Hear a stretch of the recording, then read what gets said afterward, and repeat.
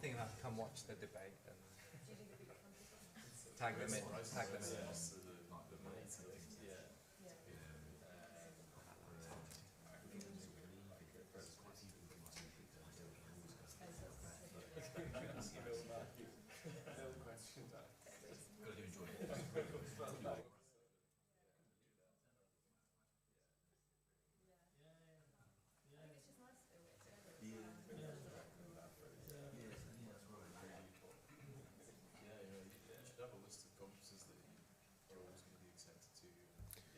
Okay, good afternoon everybody, let's get started. So my name's Viru Kasivisvanathan, I'm Director of BURST, and it's a great pleasure to introduce you to the BURST session at BAUS 2023. First of all, just to say a quick thank you to our amazing co-chairs, Sinan and Nikita, who have done an amazing job keeping up with our activities over the year. Thank you to the committee, who have put lots of hard work in activities over the year, our collaborators who are joining us here, and hopefully from around the world as well. And this will be a live stream on our YouTube page for you to view at your later pleasure. So we have a nice, exciting schedule today. We're going to talk a little bit about RESECT, our currently 17,000 patient global study, which is due to finish soon. We'll have an exciting debate with the opportunity for some interaction with the audience. And we'll have an exciting speaker who's going to talk about developing trials as a surgical trainee. With that, I'd like to hand over to Sinan. Thank you. Hi, thank you all for coming. My name's Sinan Kadori, as Viru said, one of the co-chairs. I think we've spoken about some of the exciting stuff coming up in this session, but please do stick around. We'll have coffee and refreshments between this session and the next, just outside, so you don't need to go far.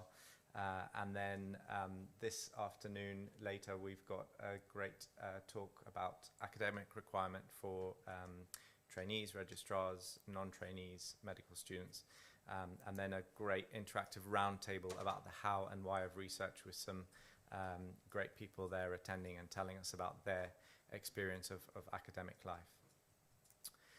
So just some updates. We have grown as a committee. That's some of our current committee members, but we had a recruitment round, and now we've recruited a good few number of BURST committee members, as well as medical students. There's, I think, 6 medical students that have started just within the last few months and already showing a lot of potential and doing some amazing work. We've also grown our international reps, so we have more representatives from more countries around the world, which will hopefully mean greater success for our future international collaborative projects. BURST has been doing well over the last year. Just to highlight some achievements, some of the work we've done, like the Fix-It consensus and Identify, have been the most read and most downloaded in the journals. We've been presenting RESECT and Identify in all major conferences. We've been winning prizes and medals. So Identify won the ASIC Gold Medal, RESECT Best Poster in the AUA. And we've published the RESECT protocol, which is great. So you're probably wondering what's happened to old projects and what are we doing? Well, Mimic and Identify. For Mimic, we're going to externally validate the calculator. So that's a project that's rolling out. It'll be very easy for you to participate in. Please do when we email you about that. Identify, we've validated the calculator and just sort of writing up the paper for that, so look out for that publication. It validates well, by the way. I don't know if you were here last year, but the Dragon's Den winner project was the Manchester Visual Analog Scale, and they've approached us and want to work with us, which we were very thrilled about. It's looking at using a visual analog to basically estimate curvature for people with Peyronie's. And we're developing this project, still doing some PPI work and protocol development, but something that's very exciting in the andrology world that will feature soon, hopefully. We were partnered with COVID Surge to look at urology follow-up for prostate, bladder, and renal cancer, and our 1-year prostate outcomes is soon to be submitted and hopefully published. Arjun presented that last year at BAUS. And finally, from my talk, we're very proud of Rescue. Hannah's been doing a sterling job at leading this project. This is looking at point-of-care ultrasound in patients, in men with acute scrotal pain, query testicular torsion. And we've successfully delivered a POCUS course, which at RSM, which was, a great and outstanding thing, and everyone really enjoyed it and learnt a lot. And we're going through NIHR grant application. We've successfully passed through phase 1, so that's great. We're now looking at recruiting high volume sites. So if you can all get your mobile phones out and scan that QR code, and if you fill out the form just to give us an idea of how many explorations your site does a year, then you get a chance at the next POCUS course. So that's the carrot hanging there. I'll hand over to Nikita to talk about the rest of the projects. Hi everyone. Thanks Sinan. I'm Nikita, one of the co-chairs for BURST. So I'm going to continue where Sinan left off and update you on the remaining studies. So RESIST was looking at uncomplicated ureteroscopy and stent insertion. This won the Dragon's Den back in 2020. We've been working with CHART through tough funding, and we submitted an NIHR application for this, which unfortunately got rejected because NIHR felt that there was enough evidence out there and we needed an implementation trial. And meanwhile, the Soul Music Group in the US are doing something quite similar, so we're looking at collaborating with them. And we have decided to do a qualitative trial instead, looking at Y-surgeon stent. So if any endourologist or indeed any urologist is interested, we'd be looking for people to talk to our qualitative researchers, hopefully soon in the near future. I'm going to leave RESECT for Kevin Gallagher, who's the lead and is going to update us in the next talk. But just wanted to highlight that you have about 2 weeks to complete data entry if you're participating. And this is the league table as of this morning. So we've got 17,497 patients, which is incredible, I think. And these are the top 8 sites, and you can see the international participation here. So we're very proud of RESECT. We've also been busy collaborating with BAUS, so we've done a few papers on testicular cancer with the BAUS Urology group, so a couple of publications coming out of that. And then our next collaborative project is ARTS. It's with the CLUE group from Finland, and BURST are helping sort of run this in the UK through UCLH. And it's a multi-center open-label RCT comparing DOAC to no anticoagulation in patients undergoing abdominal or pelvic surgery. And the stages of this trial are going to be getting funding in the UK and then hopefully recruiting about 1,000 patients from the UK. We're going to open a survey soon on VTE prophylaxis practice in the UK, just current practice and your opinions. So that would be very helpful if everyone can participate. We'll circulate it as soon as we have it. So this is something new that's coming up. It's called Landmark. We are creating an online resource for key papers in urology, and essentially it's something that we felt there was a gap in, and so we do like to participate in education. So this is our education side of things. It's going to be an easy-to-use online reference for exams and clinical practice. We've reviewed over 150 papers for urology and essentially used a standardized template and peer-reviewed them as well. And this will be updated regularly, so hopefully this is something you'd find useful. I'm going to end with our next trial. We're going to call this Washout.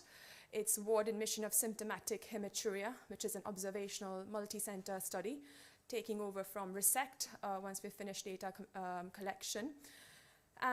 So there was a small audit that was published that essentially showed these patients have quite poor outcomes. 8% 30-day readmission, 5% 30-day mortality, 23% patients died within a year of their admission, and a mean of 4 months from presentation to death.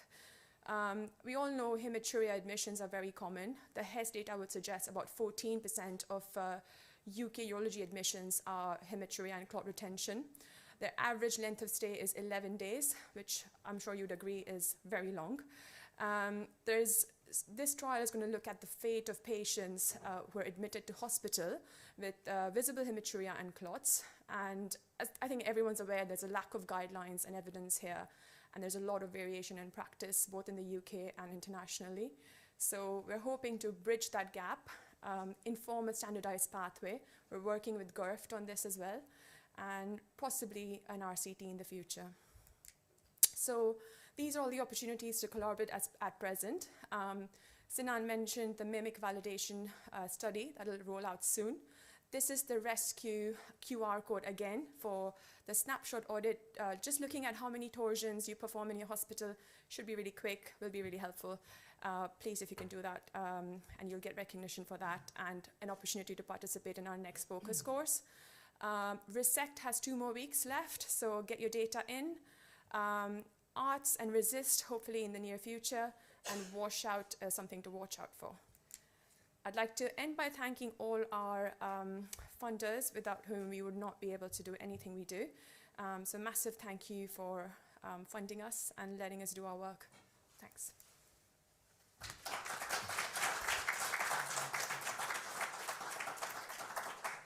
I'm going to invite Kevin Gallagher, RESECT lead, to update us on this fantastic project.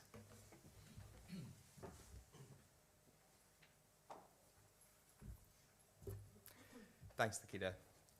I'm delighted to update you today, hopefully for the last time, on the RESECT study progress, since next year I hope to present the final study results to you. As always, a huge thank you to all our sponsors and funders, without whom this study would not be possible. Please do come and see us at the Medac Pharma booth, where somebody from BURST will be stationed at all times through the conference if you need to ask any questions about the study or get logins sorted, that kind of thing. I think TURBT is a really hard procedure to do. I don't know if others feel that way. It'd be good to get some reassurance, but it's an operation that unites us in what other surgical speciality are all surgeons doing a potentially curative cancer operation. As a trainee trying to learn this procedure, I felt the pressures and attitudes to this operation. It's a quick in out, a 10-minute procedure. The theatre team lead's eyes burning on the back of my head when I'm taking my time about it.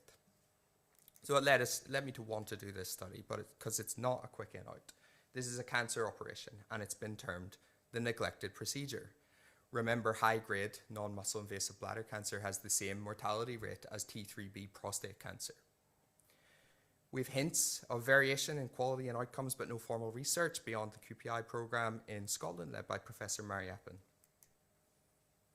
And then it occurred to us, if it is true that there's variation in the quality of the operation, and that this impacts outcomes such as recurrence rate, and that could be due to things that we can change, then if we could all do as good as the best, then we could potentially make a bigger impact than a multi-billion-dollar drug.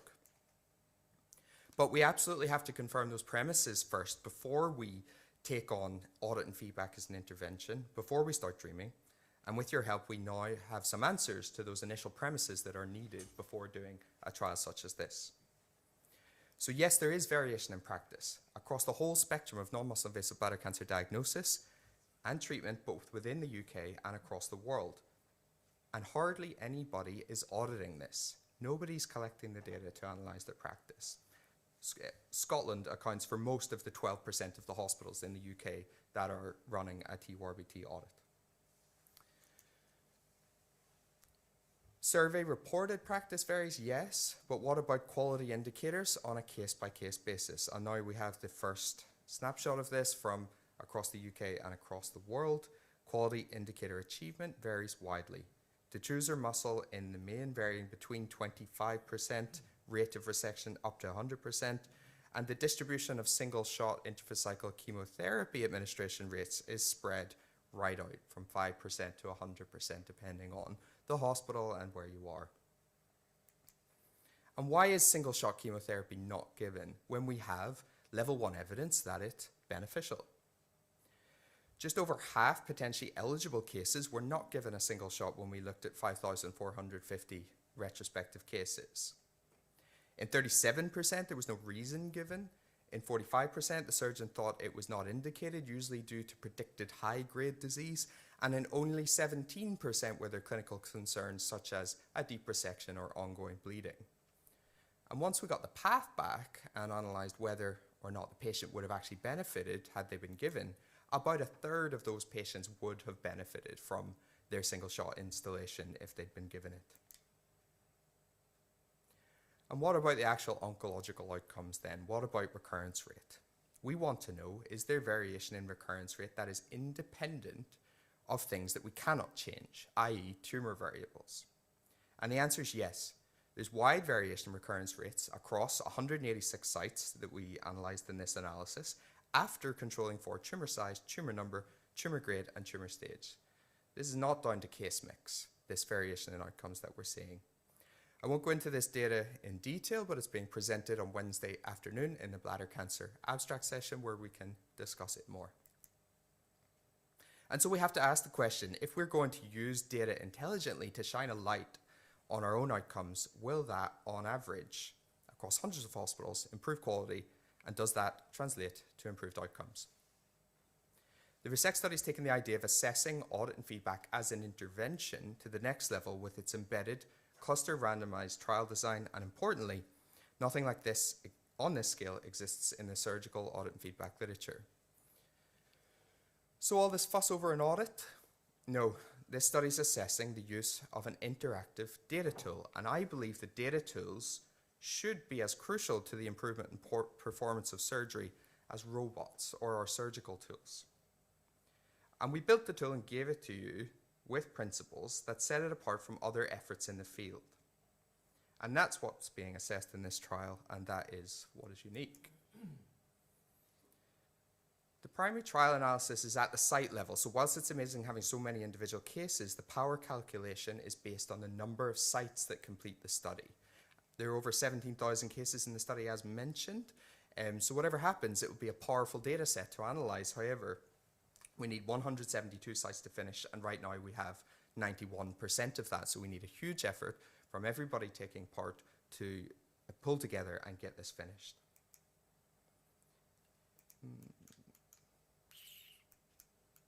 The last thing I wanted to say is please interact with the RESECT data quality app, which we have developed. Very innovative solution to ensure high data quality and completeness in the 17,000 cases in this study. Want to make a special appeal to these sites, particularly Maidstone, Furness and North Lincolnshire. If anybody here is at those sites or knows anybody at those sites, please come and find me in between the sessions. Massive thank you to all our top recruiters across the world. We will be in touch about authorship opportunities. To this list, we must add Betty Wang from Edmonton in Canada, who manages 3 sites there, and 1 best poster at AUA, as mentioned. Well done, Betty. Congratulations to the top recruiters in the UK, led the top recruiting site, Western General Hospital in Edinburgh, led by Professor Mary Appin, and all of the other amazing contributions. Some of the people are in the room here today. Thank you sincerely.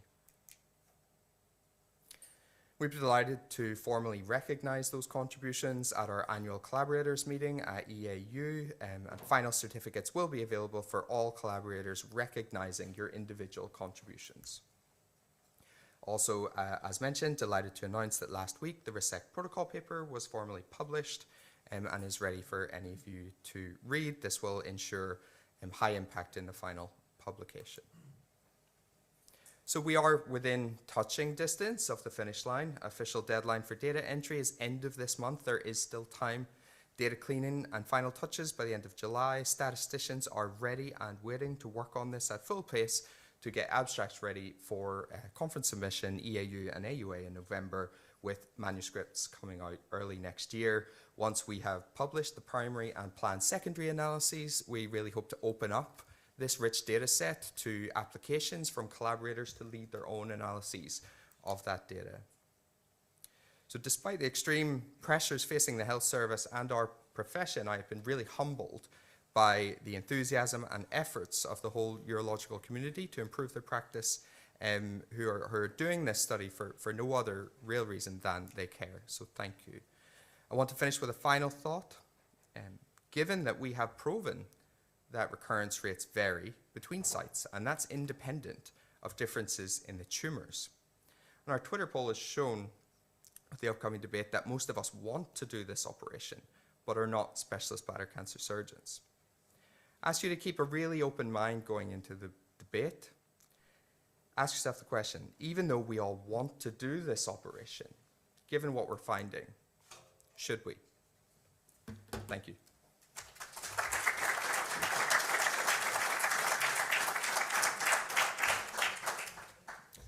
Thank you, Kevin, and I think that's a perfect segue onto our next part of the session. And again, thank you to all the collaborators in the room and around the world for your excellent contribution to the study. We're nearly there. So without further ado, perhaps one of the highlights of the session, we're going to have a debate. And we have none other than our Hunterian professor, Marcus Cumberbatch here, who's going to host this debate and invite the speakers up. So Marcus, without further ado, if you could introduce the debate. So, many thanks, Viru, and everyone at BURST for inviting me to do this today. I don't have any slides, just a quick introduction really, but it's humbling as always to be a part of such a big project. I'm going to start with a quote, which is from the late American author James Baldwin, where he said,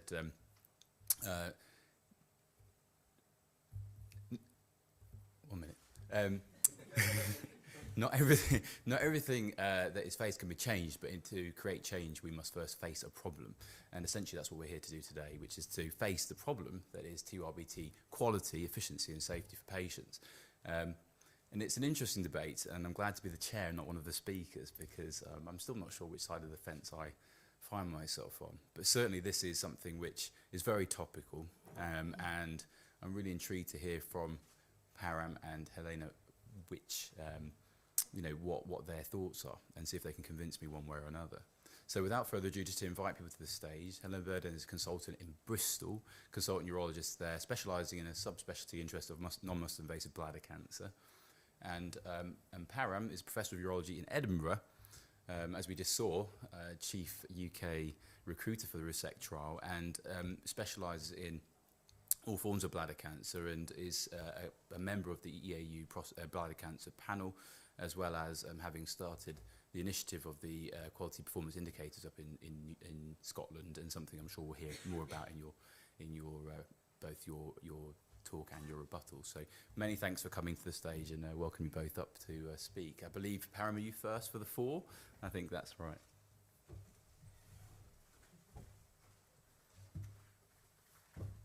Thank you. Thanks, Marcus. And I like that segue, Kevin. We didn't plan it, actually. Right. So hopefully I'll be able to share some insights from a career that spans about 18 years, focusing on bladder cancer, and probably give you some sound bites and maybe some food for thought. Some conflicts of interest. So let's start with establishing the question, who is a specialist? The dictionary would suggest that it's someone who concentrates primarily on a particular activity or subject, who's highly skilled in the field of they're paying attention to. Now, to us, in the context of a TURBT, it's important to establish in the patient's interest that our cystectomists are not necessarily a TURBT specialist. For me, a TURBT must be a package, and we must emphasize effectiveness and efficiency through AI, not artificial intelligence, but the attention to detail and a willingness to audit. And all this is done within an infrastructure that is emphasizing all of the ducks in a row. In other words, the who, how, what, when, and where, and the most important why of a TURBT is all in one place to ensure optimum outcomes. So let's take a more systematic look at the CINS of clearance, information, and safety to try and address some of the challenges that we'll face to establish this package. When it comes to clearing the current cancer, 15 years ago, we showed that sampling detrusor muscle is a good measure of surgeon experience, which in a sense is probably the closest surrogate to specialization. Now, 15 years later, we've actually shown that if you get the targets right for this benchmark, recurrences fall, as do the risk of progression. It is no more important than getting it right the first time in patients with high-risk disease, where if you don't get it right the first time, you not only are associated with a 3-fold higher risk of residual disease, but also a 3-fold higher risk of leaving muscle-invasive disease behind. And of course, it's a bonus if you do perform a TURBT well in the high-grade disease, you probably can avoid unnecessary, inefficient re-resections. What about a single shot of mitomycin C? Well, we've shown in this real-world setting that it does make a difference in a national program. And we've also shown that in centers where the surgeon does not believe in the evidence, as suggested by Kevin earlier, the patients actually suffer with a higher risk of recurrence. It is probably for these reasons that our colleagues in Canada have actually shown us that higher volume surgeons are associated with a better survival for their patients, and probably are indeed making an argument towards centralization of care in patients with T1 disease. What about getting the information, the vital information that tells us the biological potential of the cancer? Well, in terms of informing patients of this biological potential, we're not doing great. If you speak to patients, they actually tell us that consultants don't have the time to speak, and even other cancers appear important.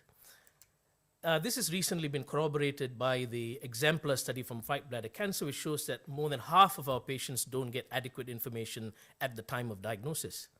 And when it comes to the diagnostics, we actually sadly miss half of the CIS. And as I mentioned earlier, understaging is quite rife. And unfortunately, this therefore translates to a survival disadvantage for the patients.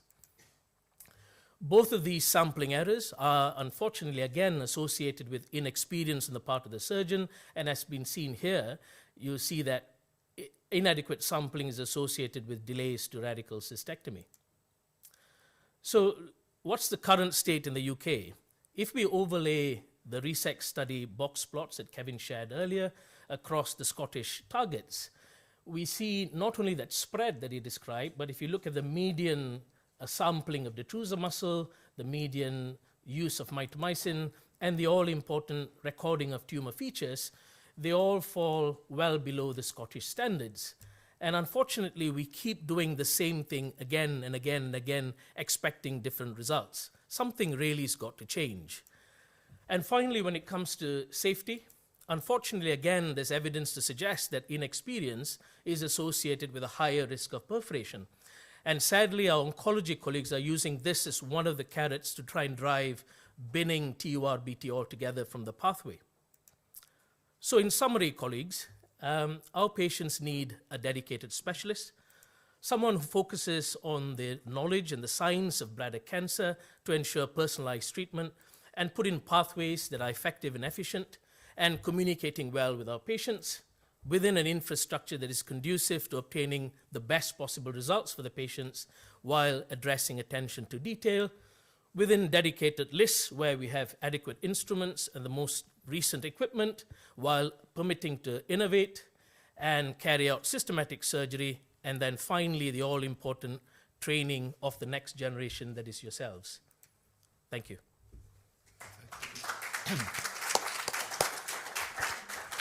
Very excellently delivered, Param, and well executed. 5 seconds remaining, so clearly more well rehearsed than my introduction there, so thanks very much.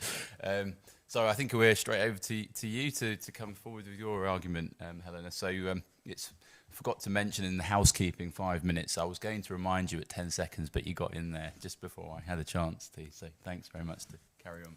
Hopefully I'll be equally as timely. So thank you very much, Marcus and Viru and team from BURST for asking me to speak.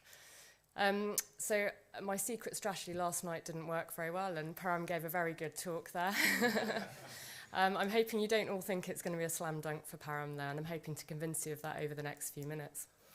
So what do I think a specialist TURBT list should consist of? So I think it should be patient-centric. It should have a subspecialist bladder cancer surgeon, so a non-muscle invasive bladder cancer surgeon, a consistent theatre team, a dedicated theatre list, should potentially have day case theatres hopefully available, an anaesthetic team, ability to give mitomycin, and obviously newer technology to enable you to diagnose and treat appropriately. But is this what every TURBT list should look like? And can we actually achieve that? So to answer this, I started looking at the workforce planning data, and this is the report by Steve Payne.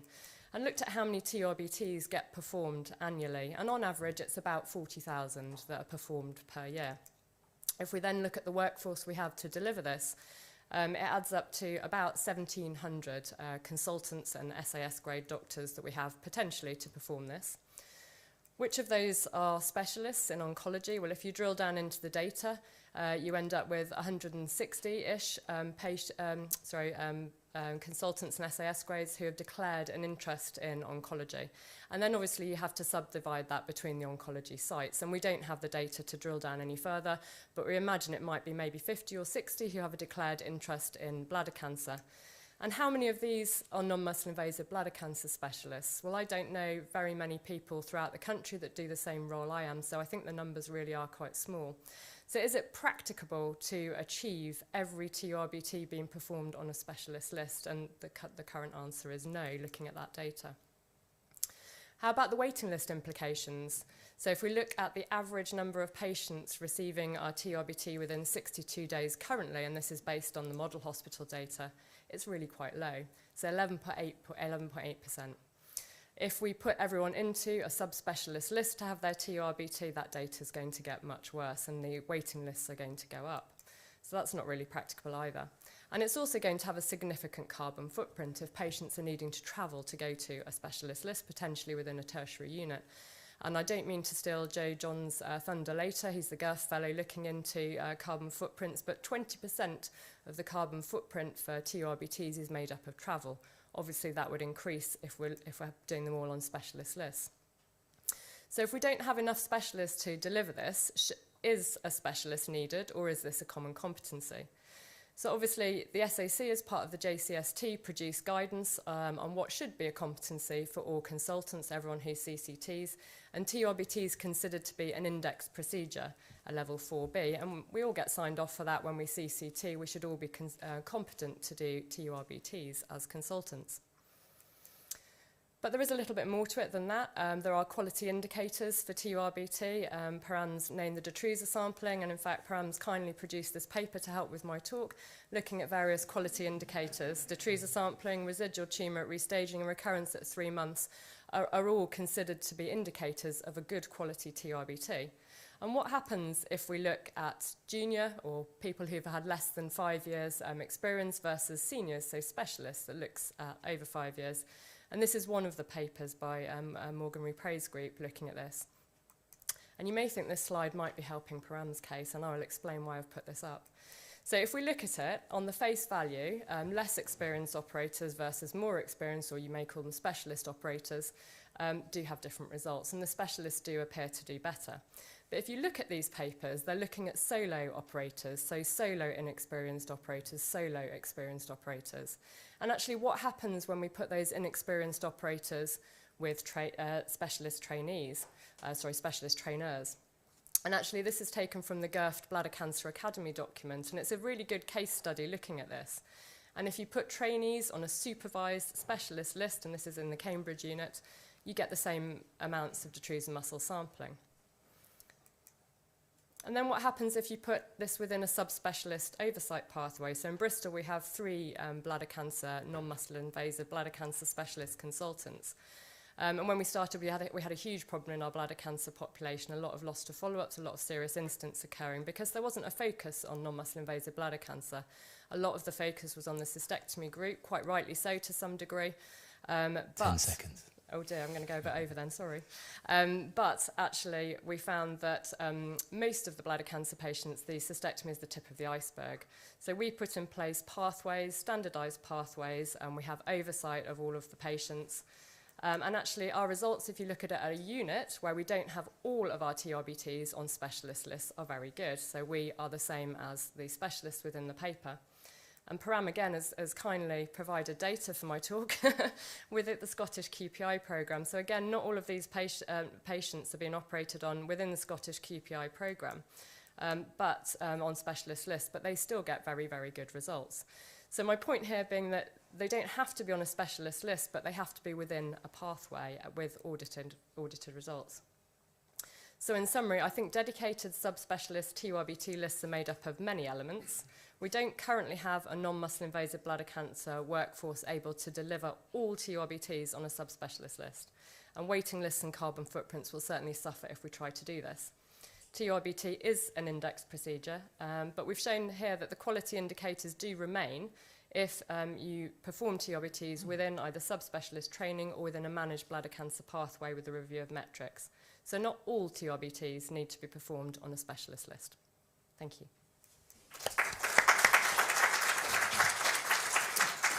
Thanks, Eleanor. Brilliant. Are we going straight to the rebuttals? Yeah, brilliant. Okay, so Param, I don't know if you're coming back on. Thank you. So this is, to remind everybody, this is 2 minutes now per speaker. Thank so you. hopefully It's, we'll... yeah, it always seems easy when you're operating on teddy bears.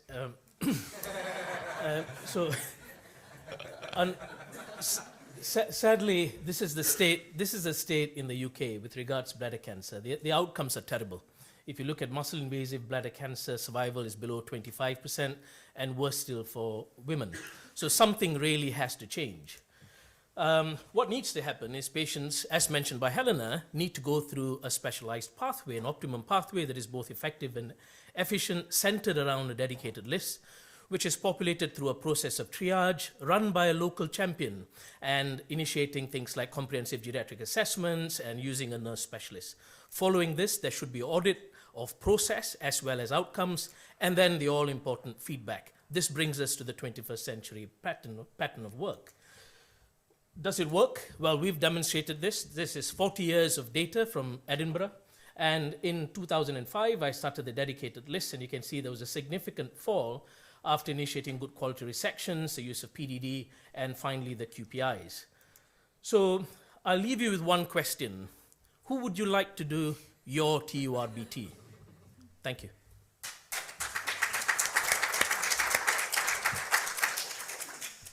Excellent.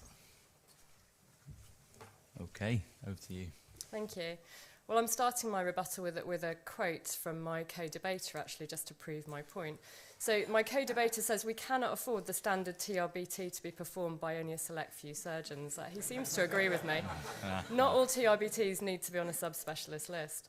And the reason for that is there's the bladder cancer heterogeneity. So not all bladder cancers are the same. We have pussycats, our G2TAs, single, they don't have recurrence. And we have our tigers, so our G3, T1 recurrent with CIS everywhere in the bladder. Yet, bladder cancer is currently managed on a common pathway. We need to use our NHS resources and workforces efficiently to risk stratify bladder cancer and not manage it in this way. So it needs a team approach, it needs a process for risk stratification. We need to be able to identify those that need a subspecialist list, so complex patients, high-risk bladder cancers. So do we have the ability to recognise and risk stratify patients? And the answer is yes, and Param may recognise this data too. So non-muscle invasive bladder cancer can be predicted accurately in 93.4% of patients at flexi and muscle invasive as well. And actually BAUS Oncology is currently looking at that with a trivia project, which will hopefully have landed in your email boxes this week, looking at flexible cystoscopy. And then there's other studies coming through as well. So BladderPath is coming through looking at MRI. And they're seeing the same, so we can accurately predict non-muscle invasive bladder cancer based on an MRI. So our diagnosis is only going to get better in the pathways in the future. And we need to use appropriate listing and use of resources to be able to identify high-risk cases for specialist lists versus a standard TURBT. So to summarise all of the data I presented today, I believe it needs to be a team approach. Currently, our workforce can't deliver all lists, all TURBTs on a non-muscle invasive bladder cancer specialist list. If we tried to do that, the waiting lists and the carbon footprints would have significant implications. We do, however, need non-muscle invasive specialist oversight and involvement for all our patients and pathways. They need to be delivered on a standardised and timely pathway, but with risk stratification within this pathway. And the standard TURBT should be a common competency. High-risk and complex patients, however, would probably be better managed on a subspecialist list. But we have shown that quality indicators can be maintained by using this risk-stratified approach. Not all TURBTs need to be performed on a subspecialist cancer list. Thank you.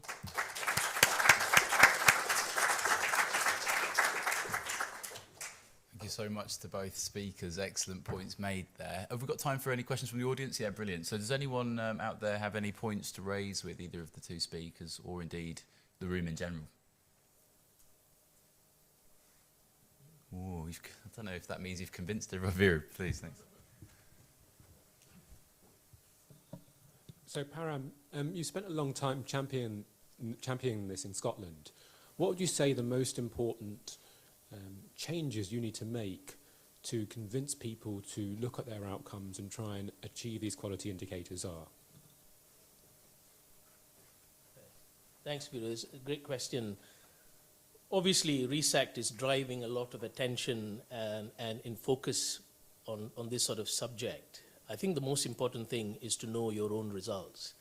And once you start measuring yourself, and that's how we began all those years ago, is to look at how you're performing. And I often said, your competition is yourself yesterday. So unless you start looking at your own outcomes, it doesn't need to be only TURBTs, it has to be every aspect of your practice, and then you start improving.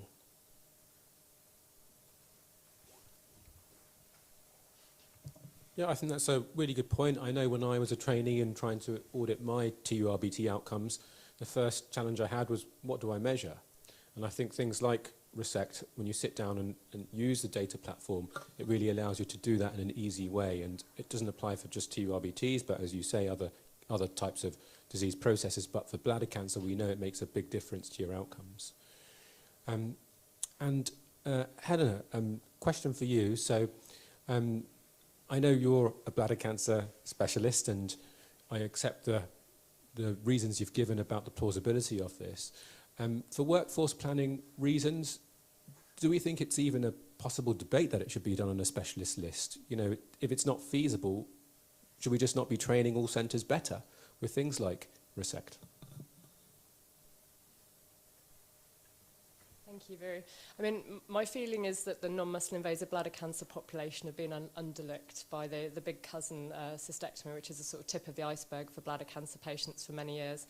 And I think Bristol have been amazingly forward-thinking, as well as units like Elsie's, in getting non-muscle invasive bladder cancer specialists on board. And I'd really like to, and I know Param very much would like to see this as well, but having non-muscle invasive bladder cancer champions or specialists within each unit, which can then really focus their results and focus the pathways, because it's not just all about the TURBT, it has to be within a really well-managed team pathway with standardised guidance. So I think going forward, that would be the sort of the dream, I suppose, really. Yeah.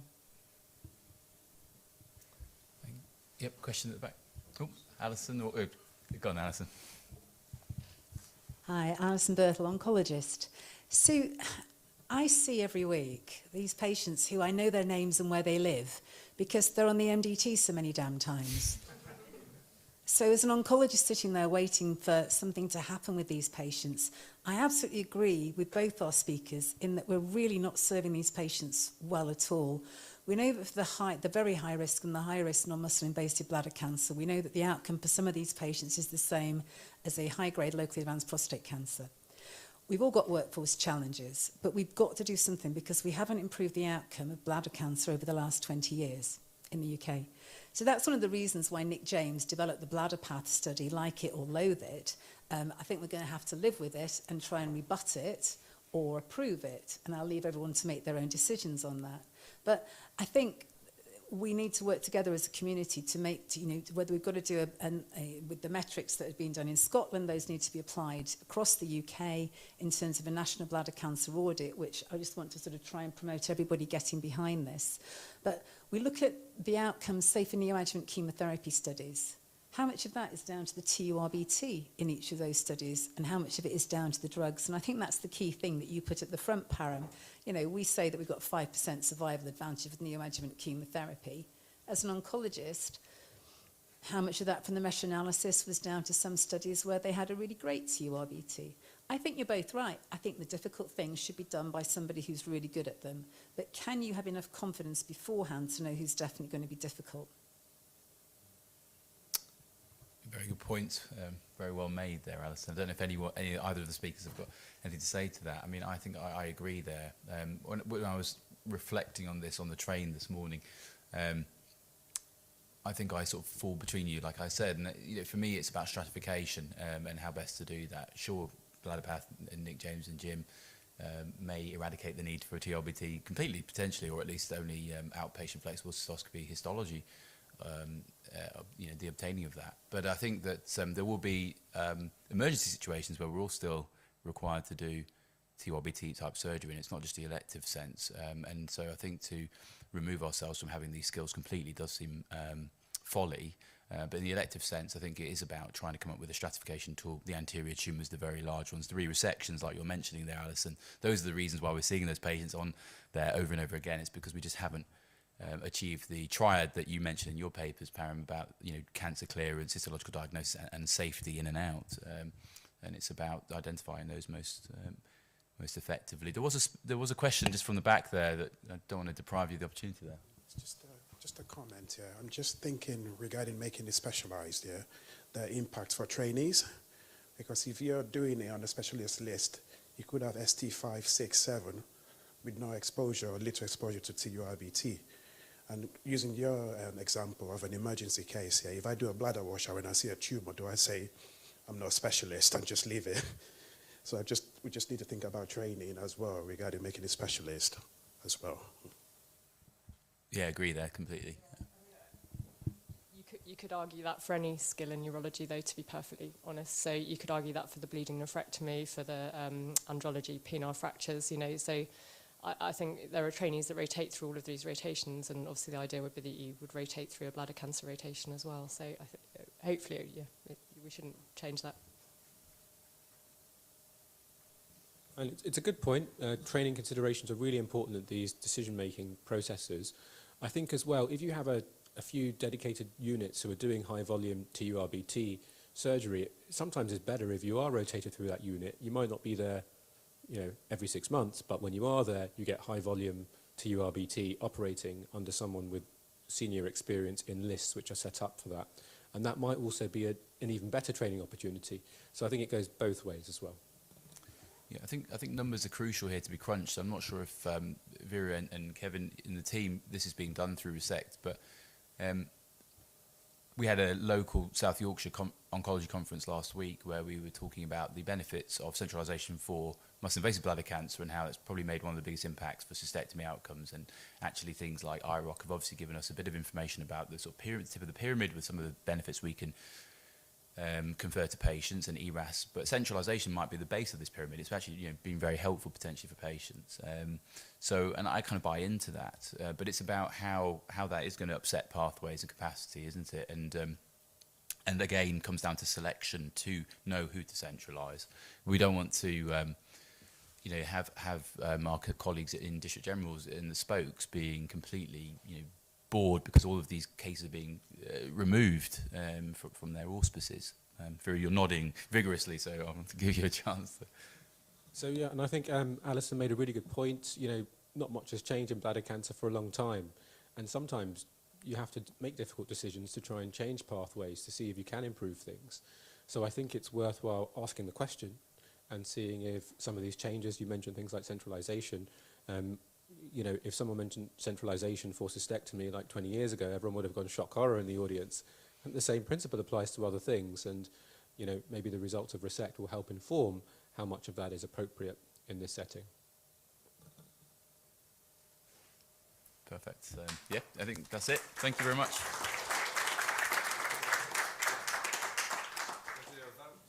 Yeah, have we got a...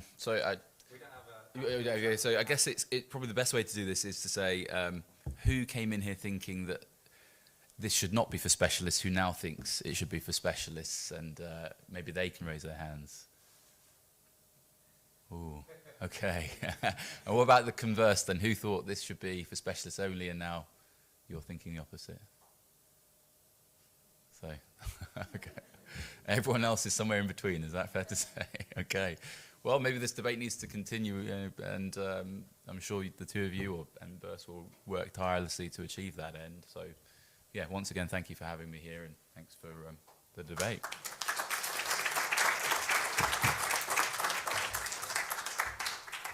Thanks, guys. So our next speaker, unfortunately, couldn't be here in person, but she's Professor Dina Haji. So I met Dina at the BOASTIC course, which is the British Oxford Aberdeen, basically clinical surgical trials course. I'd really recommend that to the trainees. It's a great course, and it's very specific towards surgical clinical trials, which are different from generic trials. So Dina's recorded a PowerPoint presentation for us. She's very, very inspiring. So I hope you find the same. Hi everyone, and thank you so much to the BURST team for the very kind invitation to speak to you all today at BAUS 2023. I'm so sorry I can't be there with you in person. My name's Dina Haji. I'm a colorectal surgeon based in Manchester and an NIHR Advanced Fellow and Associate Professor of Surgery based at the Clinical Trials Research Unit at the University of Leeds. And I'm going to talk to you about my experiences of leading an NIHR trial as a surgical trainee. So my journey really began in about 2012-13, and I'll take you through my timeline, but I'm really going to talk to you about my experiences around two trials. First of all, the LACES trial, which was a feasibility trial looking at laparoscopic versus open colorectal resection in the emergency setting, which was funded by the NIHR RFPB funding stream. And then the LACES 2 trial, which is the definitive phase 3 trial on the follow-up to that, and that has been funded by NIHR HDA. So as I've already said, my sort of journey in clinical trials started back in 2012. At the time I was a PhD student and I was based at the Clinical Trials Research Unit in Leeds, and the director of the trials unit was actually my PhD supervisor. And my trial idea had no relevance to my PhD, but I was very interested in clinical trials methodology and complex trials interventions, which really led to me wanting to develop my own clinical trial. And you can see that it's not been a straightforward or easy path. So we sort of spent 2012-13 developing our HTA grant application, and then we got rejected first time round in 2014. We then redeveloped the grant application to go from a definitive phase 3 trial to a feasibility trial and external pilot, and that was successfully funded in 2015. It didn't actually start recruiting until July 2016, and it recruited for a total of 15 months. That was successful, and then we had to do some more work and work up our phase 3 trial based on our feasibility trial results. So that takes another 12 months.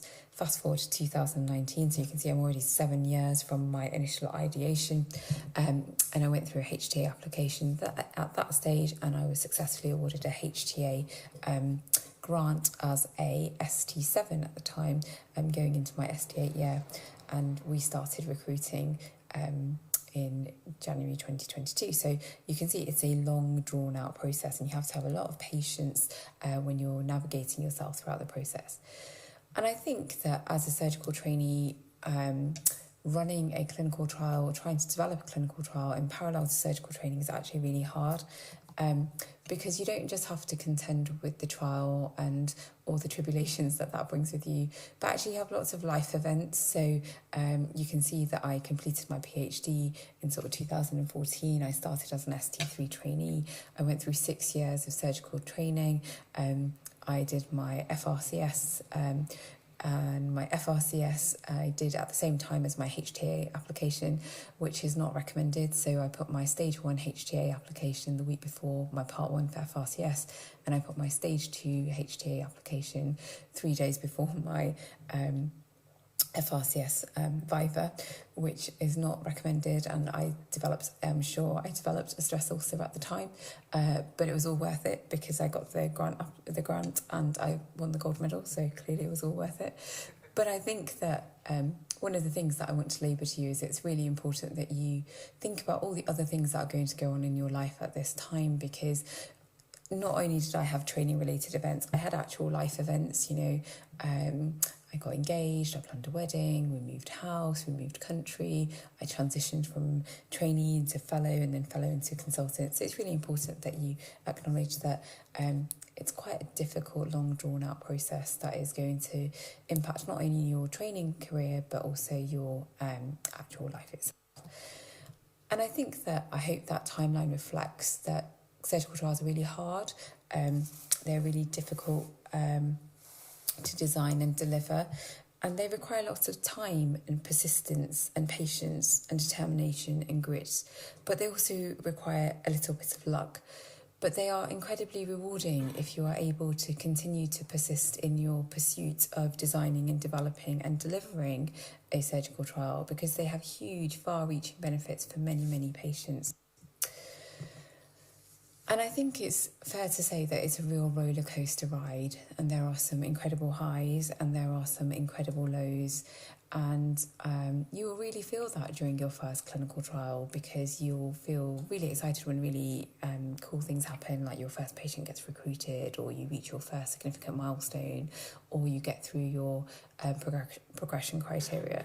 But then there are some really difficult times in trials when you're not, and particularly in surgical trials, when you're not recruiting, or your sites are not setting up, or now in the sort of post-pandemic era where there isn't always morale or appetite to deliver surgical trials. So my advice to anybody who's thinking about a surgical trial and designing and delivering surgical trials, try and maintain some equilibrium.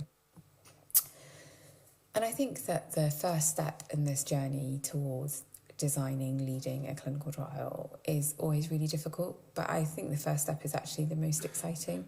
And the first step is just getting your idea together, getting your team together, and writing a really good grant application. And this is my favourite bit. I think I really enjoy that design and development stage. I really like the process of being able to put a grant application together and see it through, hopefully to success. And I think that is because I probably think you have the most control at this stage. So at this stage, it's where you're making a lot of decisions, you're influencing design, you have control at the pace at which you work. Because once you get a grant awarded, you sort of give that control away.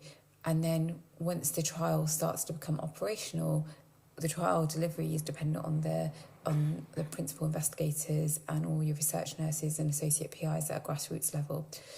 And I think that, and as you can see from my journey, you might start a grant application and you might fail, but the failure should just strengthen your resolve even further, because you learn everything you learn a lot of things from a failed grant application, and they're really useful. And I certainly found that. So the first step is probably the most difficult, but I think also the most enjoyable. And I think to get you started on your journey, you really need to be supported by a great mentorship team. And IHR places a lot of emphasis on, particularly for new and junior chief investigators, on having a really supportive mentorship team that reflects excellence in either in the clinical sphere and within the realms of clinical trials methodology.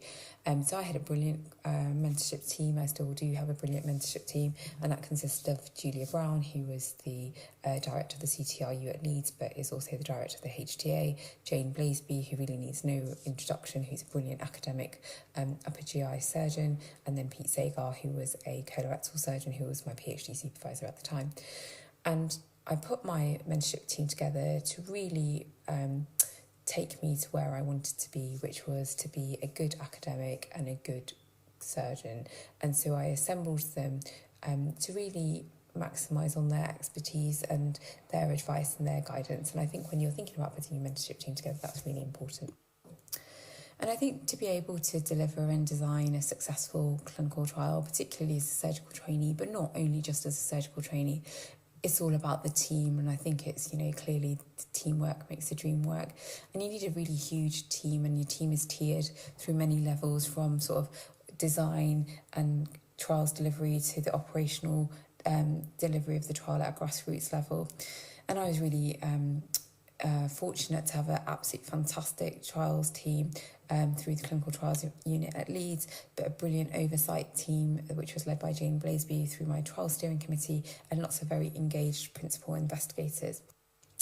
And I think what you'll realise is that there are some key players within the trial management team that will really have your back, and that's your trial manager and your trial coordinator, because they will really navigate you through the paperwork and the bureaucracy of actually delivering a clinical trial, but also making sure that that's done within appropriate regulation and appropriate frameworks. And they are like the nurses on the ward. If you look after them, they will look after you. So I think it's really good to have a really great relationship with your trial manager and your trial coordinator with regards to trial setup and trial delivery. And I think trial setup is perhaps the most important thing in terms of your sites. And I think site setup and your principal investigators and all the other people at your local sites who are participating in your trial are really important.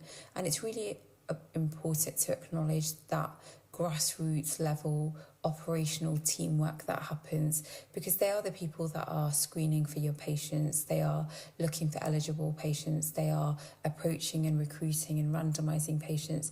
And so I think it's really important, particularly as a new chief investigator, to have a really good relationship with those sites and to keep regular communication with your principal investigators. Now, for LACE's feasibility, I was quite lucky. I only had five sites that were participating, but I had a great relationship with all the principal investigators at each site. For LACE's 2, which is a HTA funded trial, I have 25 sites, of which currently 19 are open. And similarly, I try and have an open relationship with all 19 principal investigators, but I also try and attend the meetings with the research nurses and the associate PIs, because it's important that you acknowledge that everybody's contribution is equally valued. And I think that surgical trials are very challenging, and I think recruitment to surgical trials can be very challenging. So this is a recruitment chart for our LACE's feasibility trial. We were only looking for 66 patients, and we sort of recruited to time and target. But there were difficulties during that. There were some months where we didn't recruit as well, particularly around holidays, so December, around Christmas, and around the summer. And there were times when some sites weren't recruiting or some surgeons weren't recruiting. And you'll find that recruitment can be a exciting but also stressful period. And you just have to, like I said before, maintain an even balance throughout that period. And it's important to acknowledge that there are lots of highs during surgical trials. And I think you should all celebrate all your first wins, because they're the only time that this will ever happen to you for the first time. Your first trial is really important. So I think the first time you set up a site, the first time your first patient is recruited, the first time you get to your key recruitment milestone or your key follow-up milestone should all be celebrated. And the first time you get your first output in your first publication, you should be really proud of that. So my advice to you is celebrate the wins. There are lows too, and they can be quite difficult to navigate, and this is where your mentorship team and the rest of your trials team really come into their own. So the first time you have a serious adverse event or an unexpected serious complication, that can be quite difficult to know how to manage that and how to go through the process of reporting it. You might have some first instances that you weren't expecting. So I had an eligibility breach during my first trial. And it was by a really senior surgeon who refused to believe that he had inappropriately recruited and randomised a patient. And so he spent about 10 minutes shouting at me down the phone. And I was just really professional throughout. And then I put the phone down, took a deep breath and rang one of my mentors, and we talked about the ways of managing this eligibility breach. You might get some rare events. So my PPI representative died during our LACE's feasibility trial. And to honour him, really, he was one of our co-authors on our publication. That I sent a copy of the paper to his family, really to honour and acknowledge his contribution. And then you might have some things that you really weren't expecting. So my trial steering committee advised me to close one of my top recruiting sites, or my top recruiting site, to try and demonstrate that the other sites could also recruit. And that was sort of 8-10 months into my trial.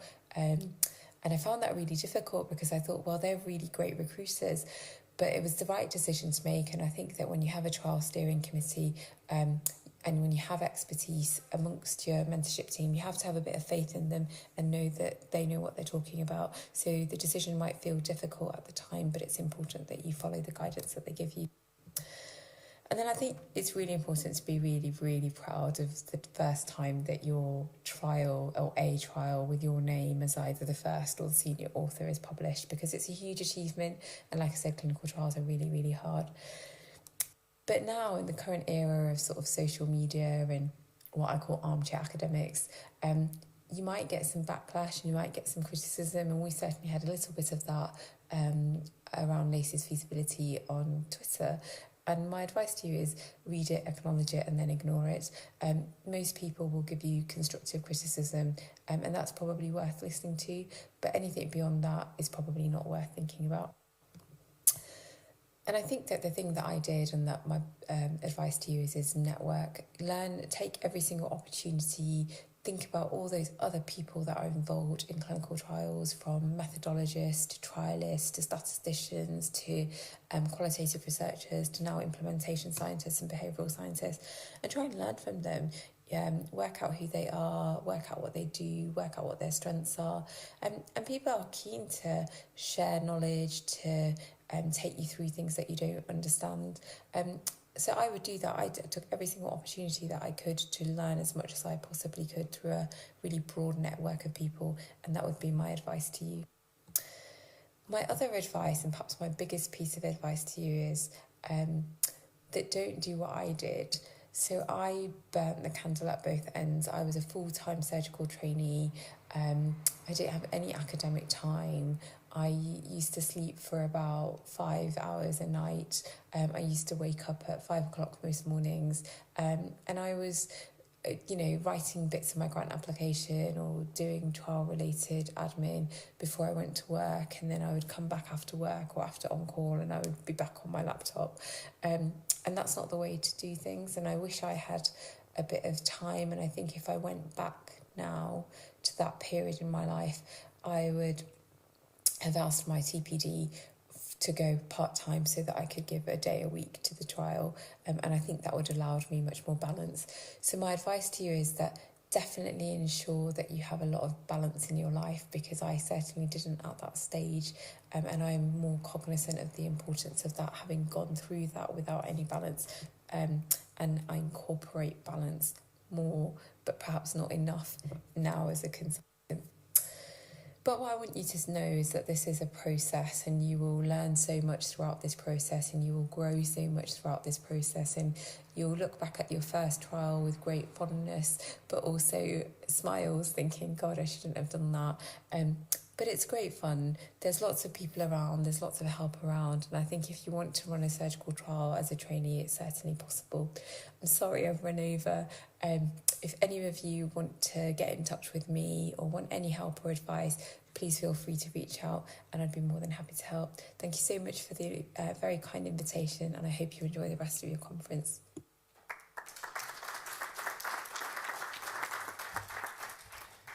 Thank you. That was a great talk from Professor Haji. Lots of golden nuggets for how to run a clinical trial, maybe with a bit more balance in life. We're going to pause for a break. As I said, there's refreshments outside, so please help yourselves. We'll be back here and start sharp at 3:30, so don't miss out for our interactive roundtable. That'll be an amazing highlight. See you then.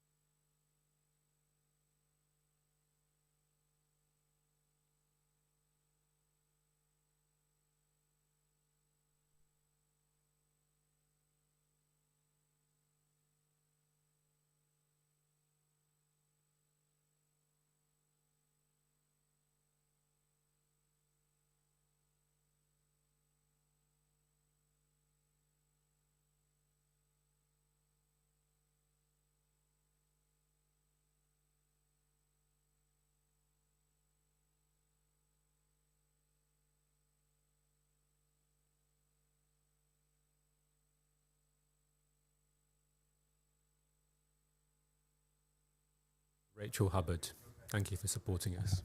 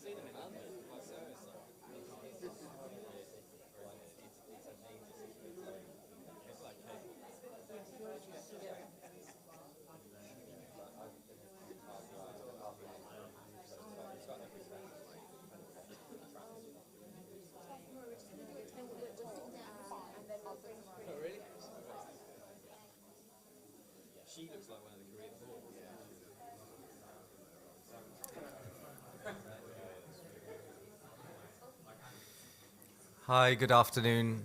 Could I ask everyone to take a seat in the audience, please? And we can get started with our next session.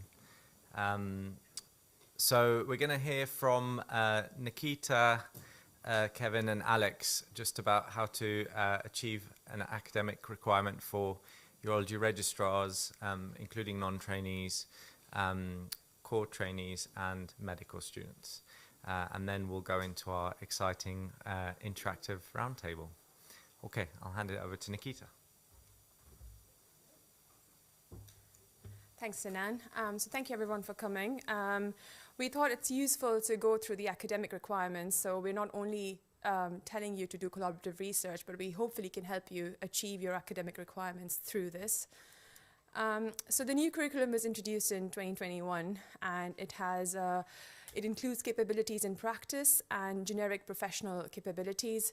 And these essentially are recommended by the GMC Good Practice. There's 9 GPCs trainees are meant to achieve. And we're going to focus on number 9, which is Domain 9 capabilities in research and scholarship. And I'm going to try and tell you how BURST can help you achieve these.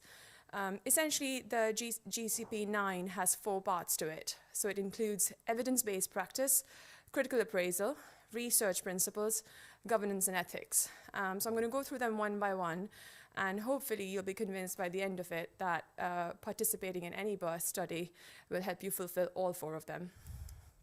So going into evidence-based practice, the examples of evidence in this include a paper publication in a peer-reviewed journal where your contribution is substantive. As you know, if you collect patients for our studies, you get collaborative authorship.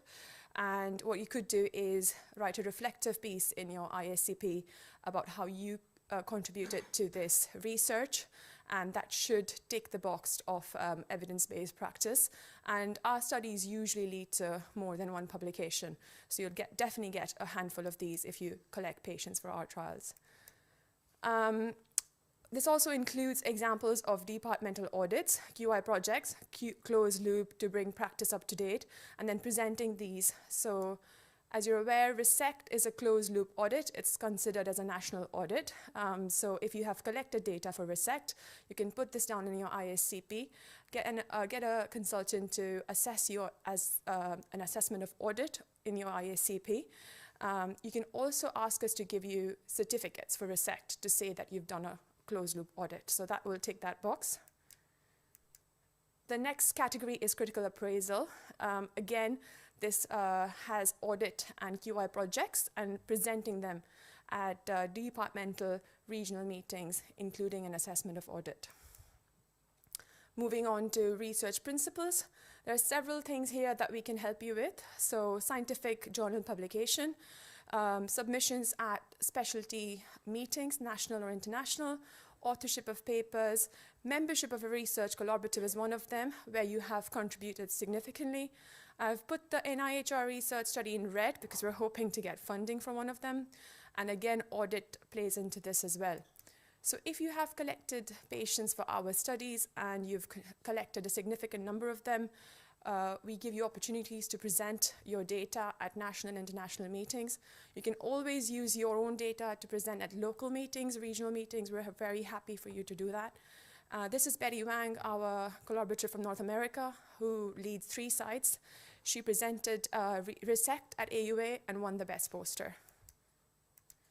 And then finally, number 4 is governance and ethics. This includes participation in any clinical trial and recruiting participants in clinical work, acting as an associate PI, and recruiting patients to a multi-center clinical trial or audit, which majority of our studies are. So we will tick all the boxes for CCT there, and as well as CSER. So CSER recommendations are under sequence 10 of the portfolio and basically go through the same things. I've highlighted them here. So in summary, if you help us collect data for our projects, we can help you fulfill your academic requirements, both for CCT and CSER. We also have a helpful section on our website where you can document what you've done. So there's a BURST prize, BURST publication section, so it exactly tells you how you documented in your CV. Again, if you want any individual certificates, we're more than happy to provide them if you email any one of us, or you can email the BURST admin email. Thank you. I'll invite Kevin now to go through his side of things. Thanks, Nikita. So in this presentation, I'm going to target it towards core trainees. And the early years of training are a very busy time for core trainees. You have to do an awful lot and do it all at once. So hopefully some of these tips that I'm going to give you will make things a bit easier, and there are definitely easy wins that you can get through working with BURST. In this talk, I'm going to briefly touch upon a general approach to national selection and getting points, but also give tangible examples of how BURST can help you along the way. This gives a breakdown of the distribution of points in your portfolio, and the areas in grey, there is quite little variability across the competition for posts in those marks. So I'm going to focus on audit presentations, publications, and the other sections as well. I think getting started with writing a publication and trying to do a first order publication as a core trainee can certainly be a very daunting experience. And we at BURST are trying to make this a bit easier for you. And over the last 2 to 3 years, we've worked with BJUI Knowledge in developing a series of modules that you can access online for free on research methodology. And I think if you're starting out doing a small project locally, and whether it's statistical input, searching the literature, if you're reaching a sticking point, I'd highly recommend these modules. You can also get 2 points for collaborator status, and this is arguably one of the lowest hanging fruits. And a recent example of this, as Sinan touched on earlier in his talk, was how the validation of the identified calculator, very simple thing to do, each collaborator just had to collect 15 patients and you get collaborator status. We'll be soon repeating this process on the MIMIC study. And you can also get a point for a non-peer-reviewed publication.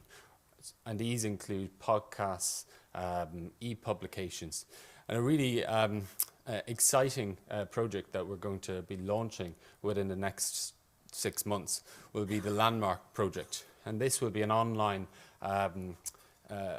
bank of summaries for all of the key papers across all subspecialties. And by the time we launch this, we'll hopefully have about 200 papers. And there will be opportunities for trainees and core trainees to get involved and start generating some content to disseminate these findings. In terms of audit and quality improvement projects, you can get 10 points, so probably as much as publications. RESECT has been our flagship project, and Kevin Gallagher has done a really good job in driving that project forward. And I think a lot of core trainees in the past would have contributed and got the benefit of being able to put that down as an audit. In the future, we're going to launch an audit on the inpatient management of hematuria called Washout, so keep your eyes out for that. If you collaborate on any of our projects and if you give a substantial collaboration, we'd encourage any of you to go and present our work. And again, you can get multiple points for this too. The rescue project, as we're moving through the NIHR stages, I think one of the key parts of this in the future will be providing education across the UK. This was a picture from a recently, or the first course that we did at the RSM, and I think as we launch this study and hopefully set up centres across the UK, there will be opportunity for trainees to act as faculty or even lead organisers in courses.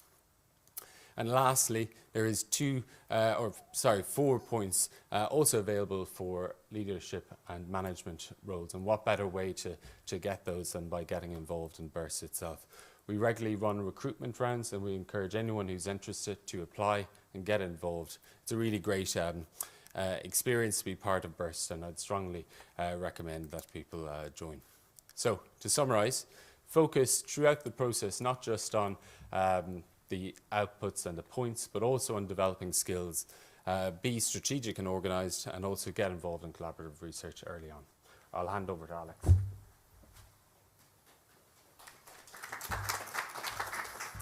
Thank you, Kevin. Alexander Ung, Academic F1 and BURST Treasurer. My talk is aimed towards our foundation doctors and medical students aiming to inform and inspire. So some of you might ask, why do we need to have academic requirements? And even if you pursue a purely clinical or academic career, there are application stages throughout, be it foundation program, core surgical training, specialized foundation program, or even the ACF, you'll have portfolio requirements at all points. So the first step really is to know your enemy. And if you're a medical student, it's worth looking ahead as well. And we can roughly split these up into these domains. If we look at the foundation program and where this has now changed, but it's worth looking at the previous one, there are points for additional degrees up to a PhD for maximum points, maximum of 2 points for a PubMed index publication, and no points for presentations and prizes. Now, if you look towards a more academic career, the specialist foundation program, maximum of 5 points again for additional degrees, but please note that for the London one specifically, there were no points for a PhD this year. Publications and presentations for London are merged together, a maximum of 10 points of any combination of presentations and publications. It's worth noting that for London, comments are not included, so if your PubMed index publication shows up as a comment, even though it's in a New England journal, that will not count. Maximum of 5 points for prizes of any of these domains. Now, for core surgical training, there are a few requirements here, but amongst the publications and presentations, we can see that a single first prize oral presentation or a single PubMed index first author publication will score you maximum points. And if you're looking towards a more academic career further down the line, then again, maximum points for additional degrees doing a PhD or a master's, maximum of 4 points for a first author publication, maximum 4 points for international presentations, and again, maximum of 2 points for prizes. It's important to know the details, and there are further requirements as well. So if we look at core surgical training, there are additional points for teaching qualifications, but again, there's a debate whether this is a pay-to-win scheme. And for the ACF, there are some points again for further experience. Teaching experience scores you some points for working with local educators to design a national or regional education program. And even if you're doing the foundation program or the academic routes, there are some requirements for your HORUS and ARCP advancements. Again, it's important to remember to do quality improvement projects or audits, not just for portfolio requirements, but to improve clinical practice. And again, leading a closed-loop surgical audit scores you maximum points for core surgical training. Again, as part of the foundation program, you are required to engage with quality improvement projects as well. And again, some other nuances that's worth considering. So be it if you're a medical student at the moment, in your intercalated degree, med school, or even a postgraduate student, we can see that the common nodes here are to do a research project or even a quality improvement project, and this will lead to all of the outcomes we've already outlined, including prizes, presentations, and publications. So really, maybe this talk shouldn't be how to achieve them, but how to get involved in research in the first place, and this is how we should be inspiring our younger trainees. So this is a rough schematic of how you can achieve all of these requirements. Doing a research project will lead to presentations, publications, and maybe even prizes. Top tips, personally, would be to start small, aim big. Find a friendly supervisor, a friendly network who will work with you. Attending conferences are always great to engage with new research and meet new people. Communicating, so being involved with Twitter to follow up-to-date research, and being involved with collaborative research is a great way to get involved. There are also online courses that can help you develop your skills. So following on from the start small, aim big, remember your first project you do as a medical student is unlikely to be an international randomized controlled trial. You always need to start small and have big aims. There's a recent publication from my IBSC, which was a lab-based project that recently came out. Actually, my first publication with Maxine many years ago was an editorial. This was a case series I did with the Royal Free team. Our LEARN study, which was part of BURST, which was a cross-sectional study.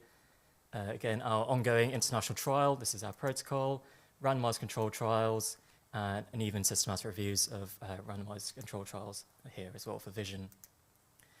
So some examples of how any of these projects can really lead to any of these outcomes. This was my IBSC project where I was fortunate to get some funding. This leads to a project and ultimately leads to a publication. Another example, collaborative research at BURST, our LEARN projects, conducted a national study, led to a presentation, subsequent prize, and again, a publication last year. And finally, to end on another one, our collaborative research, which is an international trial at the moment, PRIME, has led to presentations and again, prizes, and will lead to a publication in due course. So to summarize, really know your enemy and know what you're working against. Plan ahead, even if you're medical students now, don't look just at the foundation program, but look beyond as well. Connect the dots, start small and aim big, and work collaboratively with like-minded individuals. And you can achieve all of these requirements if you put the work and effort into it and know what you're working towards. Thank you.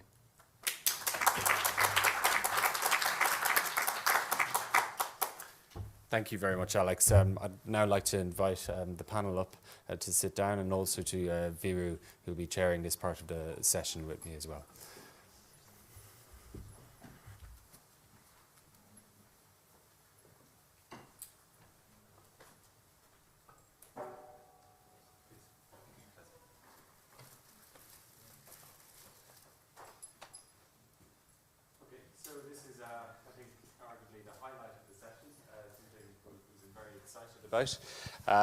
This should be an opportunity, I think, for anyone in the audience to feel free. Just put up your hand. We'll be walking around, so feel free to get involved. We'd like to keep this as interactive as possible.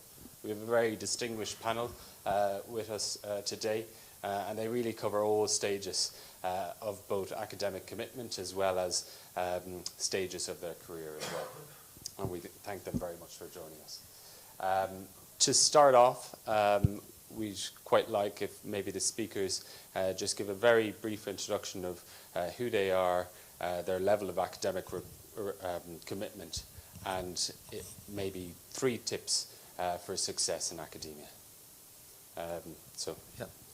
Hi, so my name's Imran Ahmed. I'm a clinician scientist in Glasgow at the Beatson Institute with a kind of particular interest in prostate cancer.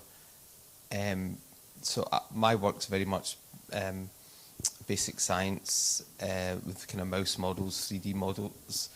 And I suppose if I asked as I came in, so I've not prepared, and Sinan said, okay, just 3 tips for success. So I'm not sure I've got any real tips other than I think whatever you do, your research or your academic work, and you need to be passionate about it and actually enjoy it.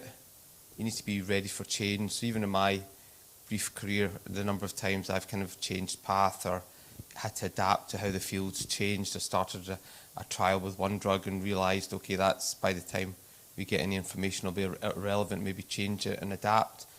And also I think you need a really thick skin. I think if you're getting too many acceptances, you're not aiming high enough. I think that's one thing I've realised is I think rejection should be part and parcel of an academic career. And I think it's really a gauge of how you're kind of selling yourself. So if you're not getting rejected or told no enough, I don't think you're kind of doing yourself any justice. Thanks, Imran. And I think you make a really good point. Rejection is not a bad thing. You know, it feels like it's a bad thing, but often it's the way that you can improve what you've done. And the process of going through that improvement will lead to better outcomes for patients eventually. So completely agree. I don't know anyone who's just had successes all the way along. So thanks for admitting that to us. And on that Nikesh? note, hi everyone, I'm Nikesh Thiruchelvam. I'm a consultant urologist in Cambridge. I'm a full-time NHS consultant, but I try and do a lot of clinical research, and recently became an assistant professor at the University of Cambridge for my clinical research. I would say the tips, and you've heard a lot of this word mentioned a lot in the slides that we've just seen, is collaboration.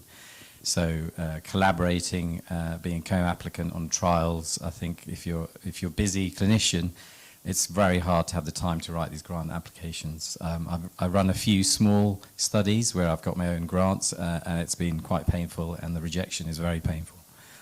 The other win, I would say, is delegation is very important. I have a good research team, and having them take on the tasks. I'm very good at delegating and not micromanaging, and leave the responsibility to them for amendments, for IRAS, all those sort of things.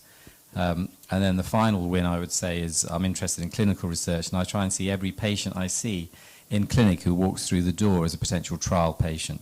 So constantly think of them as someone you're going to recruit to, and not only just the urology. I think that's quite an important mindset. When you see patients in clinic, you're often so busy, you just want to get through things. But Dion Morton often stresses this. We can try and see if every patient we see would be eligible for a trial. Wouldn't that be amazing? Wouldn't we really improve the quality of care we give to our patients and potentials for improving care? So I think that's a really nice thought that I wanted to share with everyone in their busy schedules. So my name's Chris Harding. I'm Professor of Urology at Newcastle. My split is 70-30 in terms of my work plan, 70% clinical and 30% academic. In terms of top tips, I think there are some themes emerging here, but something that's not been mentioned so far is to try and get yourself some protected time, otherwise your evenings, your weekends will be eaten into, and that's not sustainable. So look at things like Green Shoots Awards, Research Delivery Awards, and see if you can get yourself some protected research time. I think the second tip is mirroring what the previous two have said, in that build your team. You need a network, and for me that's a network within the university, so you must plug yourself into a university, and that'll bring a lot of resource to you.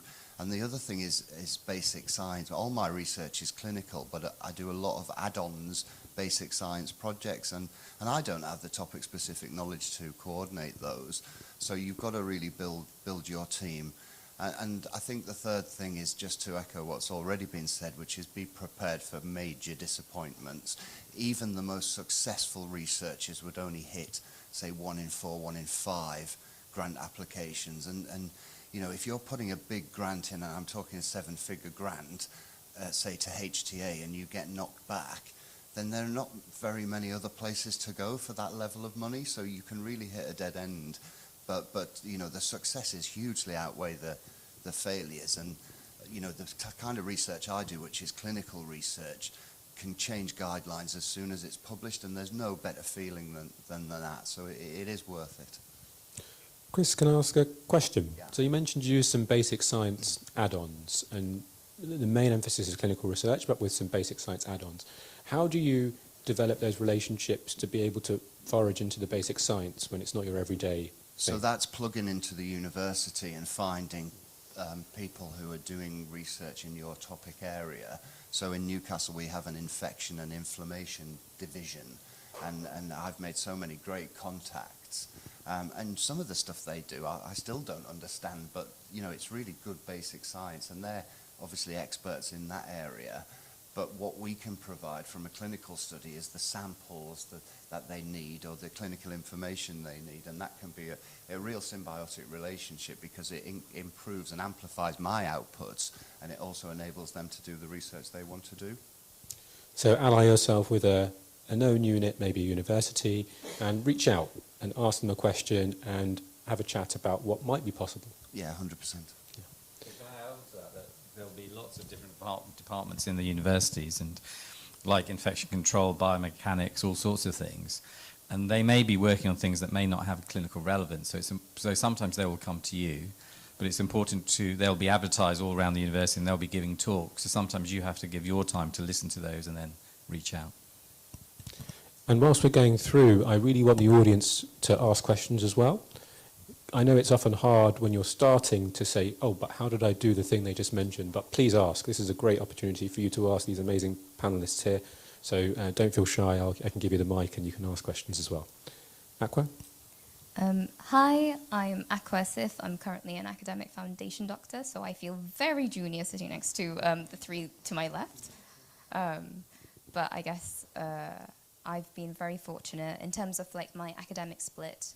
I have one dedicated research block, so I'm 18.666% academic, and then the rest clinical.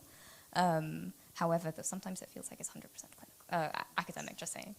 But in terms of top tips, I truly believe that you are the average of the top 5 people you hang out with the most. So I would encourage hanging out with people that inspire you every single day, that you can, I guess, work with. I think, as we've already said, that it's important to build your team and delegate. But find a supervisor that will take you to, you know, one door, but then automatically another 10 doors open, and you will never understand, like, the potentials that can happen. Like, your mind will expand in ways that you couldn't even imagine. That's the first tip. And then second, obviously I'm speaking from a junior perspective. You know, like in our personal statements, we had to put like hobbies that we somehow forgot about. So my background is actually gaming. I was number 4 paladin in the whole world on World of Warcraft.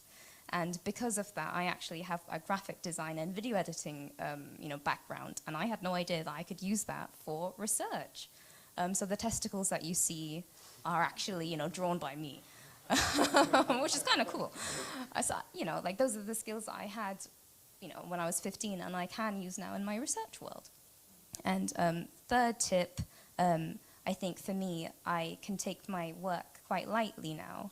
And that comes, I think, from passion. I'm passionate about the areas of research that I am working in, and I think that is what you need to keep on going. Sometimes you have a rough time, but that is what you have to keep in the back of your mind. Yeah. So now I'm in awe, 4th in the world. Yes. It's never too late, Chris.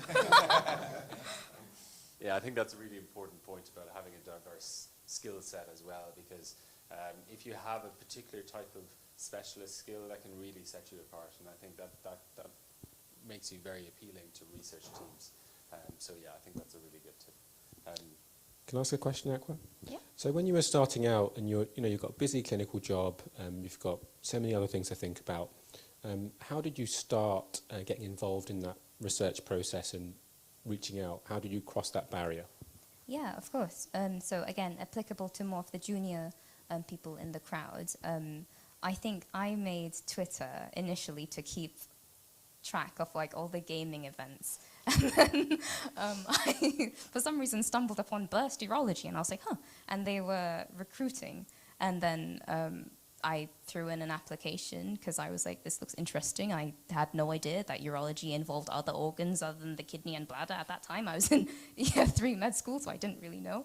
I threw it in, and then that's how I knew. I followed big urologists, and I was, amazed by the work that was being produced. I started knowing about all the conferences that were available, but I really think that it's important to stay connected, use social media, and explore different websites.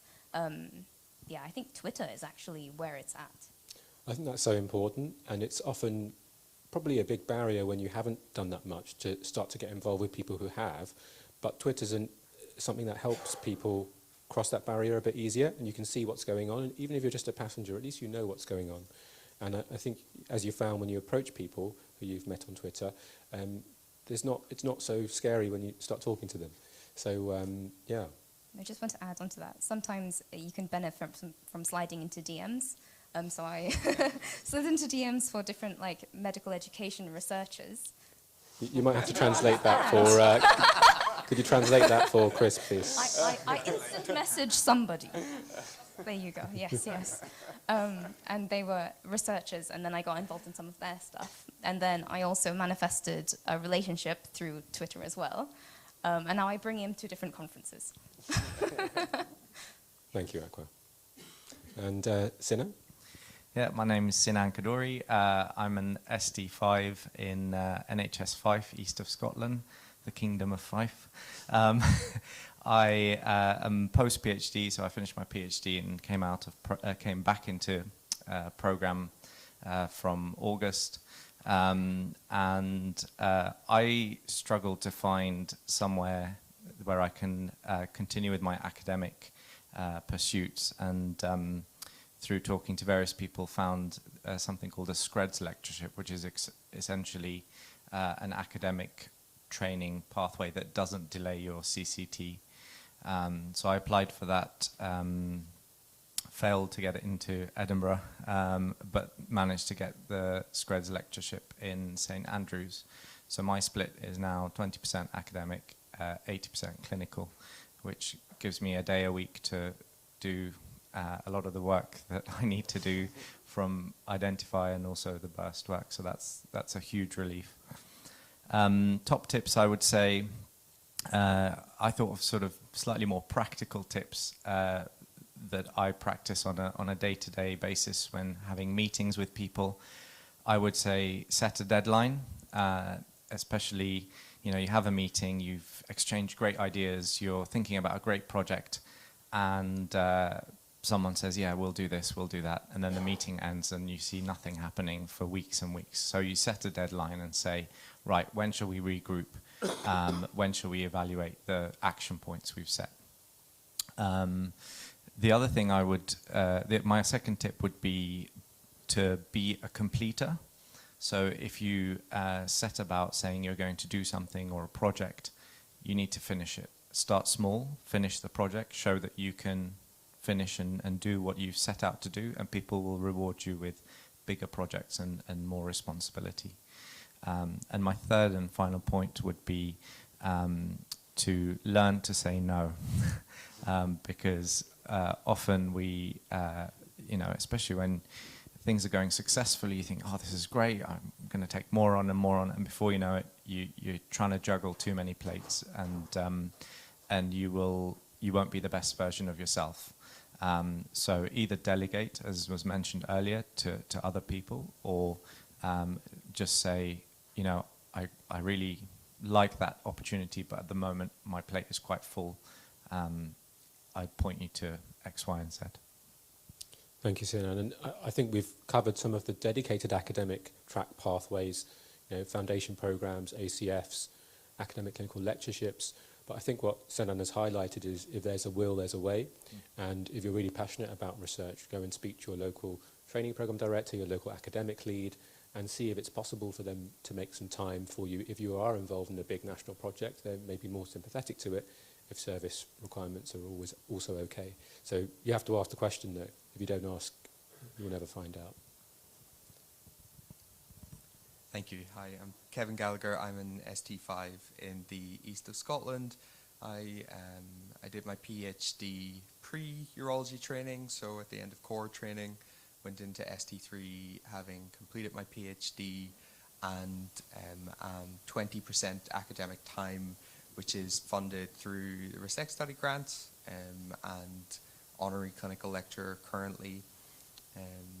So yeah, I think my top 3 tips would come on the back of a lot of what has been said, but I would definitely echo what Chris has said in terms of even as a trainee, even if you're not on a formal lectureship program which comes with dedicated time, think about how you might get dedicated time for research.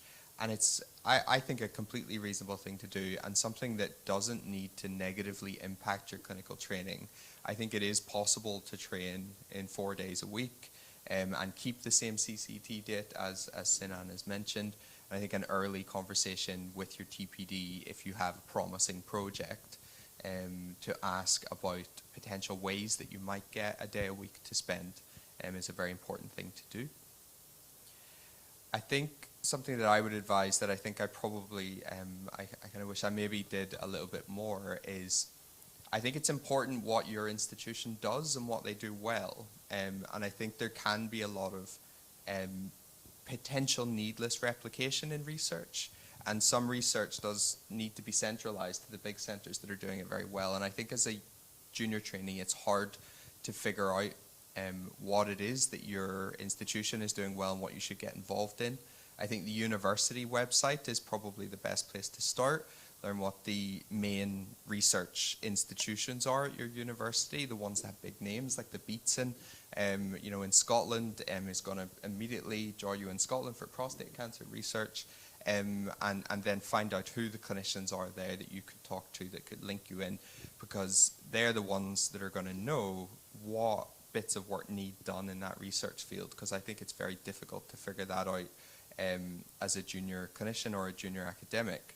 And that leads me on to my third point. I think in planning any research project that you want to get involved in, just like Sinan said, don't be afraid to say no, but also don't be afraid to take your time in really doing the background reading and the background discussions that you need to have with people who know a bit more than you do about the field, to ask the question, is this thing that I'm about to spend a year of my life working very hard in trying to produce and finish, is it worth doing? Is it an area of need? And has it definitely not already very much well published on in the literature? And I think it's worth spending the time on that before you embark on any research project.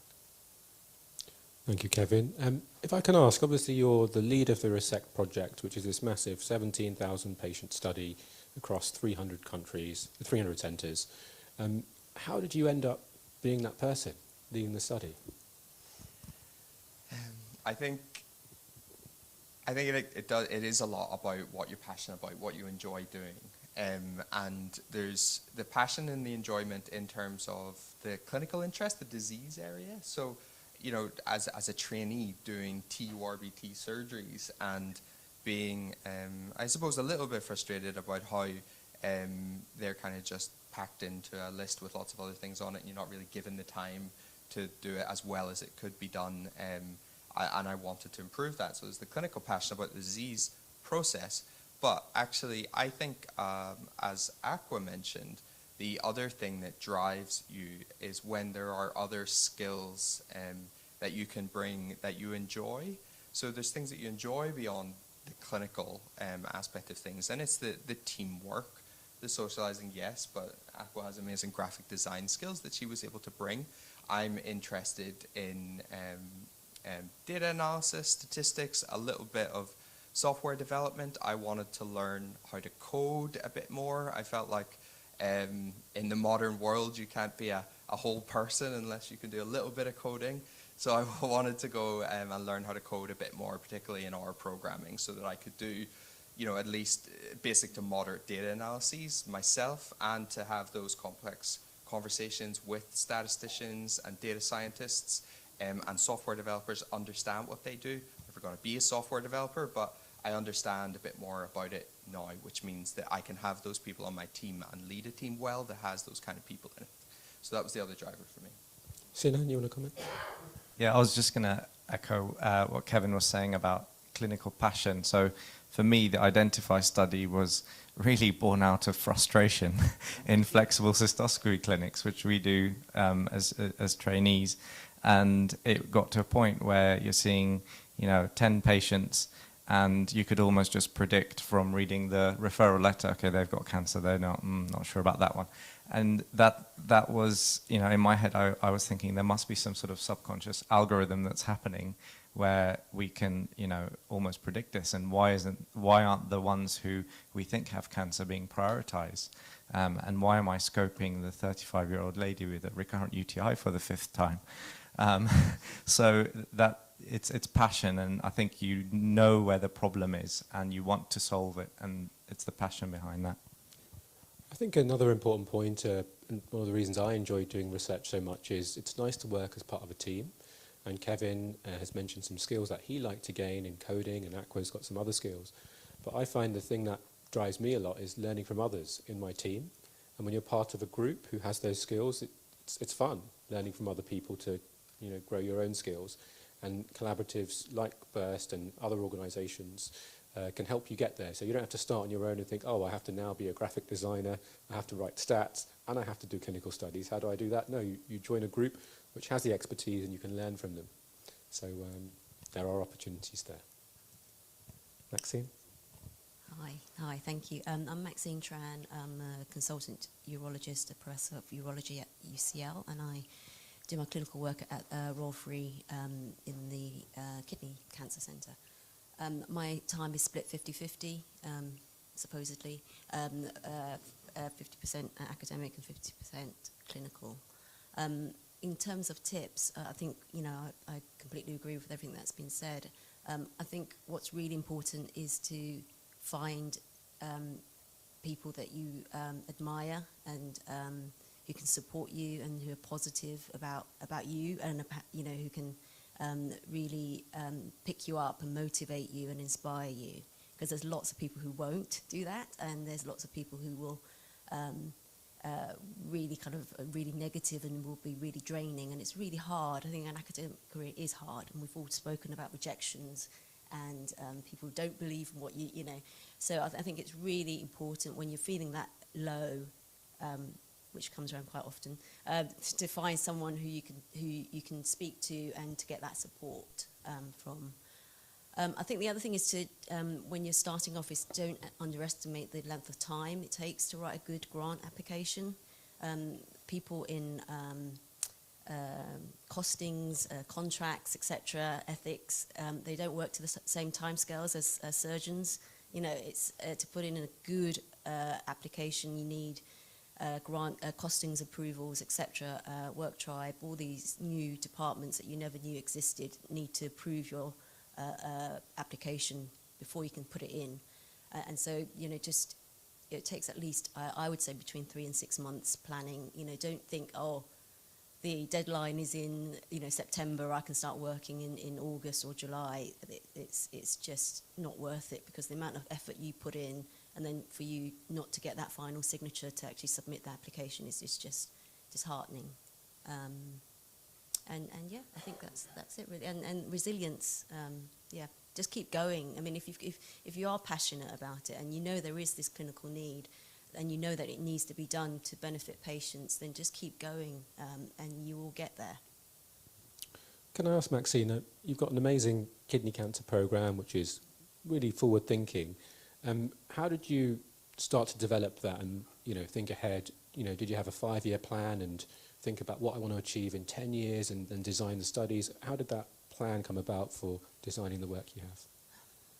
So it was really daunting, because when I was appointed, there was, I was meant to build this program, and you start off with N equals 1, that's me, trying to do this. But it was doing slowly, like small steps. So then, got Joanna, who became, my first PhD student, but my clinical fellow to start off with. And we worked really you know, we in the first year we said, look, we'll publish a paper a month. You know, we'll just write. You know, start small, start doing case reports, but then do comments, etc. And it was just building it together. And then from Joanna, you then develop your collaborations with academics. You know, you have to respect what other people bring to the table. I think a lot of the basic, so my PhD was in basic science, but I just knew that I couldn't invest the amount of time into to actually build a research program in basic science. But I had that basic science knowledge, so I could understand what the basic scientists were doing, and I could tell them what the clinical need was, you know, and help them get the samples that they want, or to direct the questioning so that there was more clinical applicability to what they were focused on, you know, that pathway, yeah, but how does that pathway translate to actual patient benefit? So I think, you know, people spend their whole lifetimes, their careers doing bioinformatics. You know, for us, for a clinician to think that, oh, I can do this, I can do, you know, look at the microbiome in kidney cancer or whatever. I think you're delusional. I think you know, you're much better off partnering with someone who's spent the last 20 years looking at the microbiome and working together and thinking, how this is the question I want to ask. How do you think we can do it? And we can do it together. And you're much stronger together, because then you can bring, you know, your grant application is going to be much stronger, and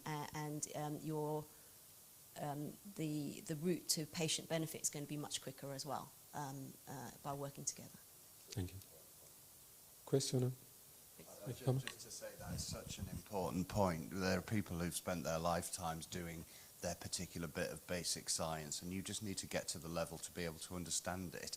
But what you have and they don't have is the clinical context, what's really important, what's relevant, what will take things forward in terms of service delivery in healthcare.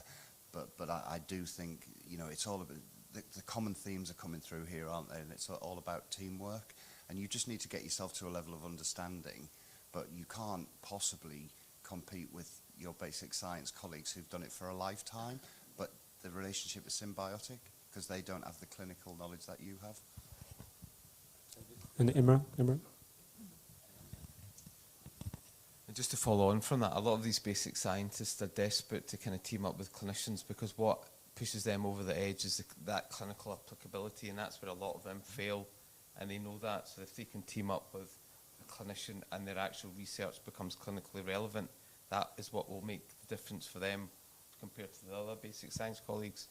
And just kind of following on, in the past, if I've ever needed help or to collaborate, I think Google's a great tool. You just type into Google, see who, first of all, locally, who does that technique best, and just email them. And I think in my career, I've only had a handful of times they never replied back. I think people are really keen to work together, and they know that in clinical and basic science.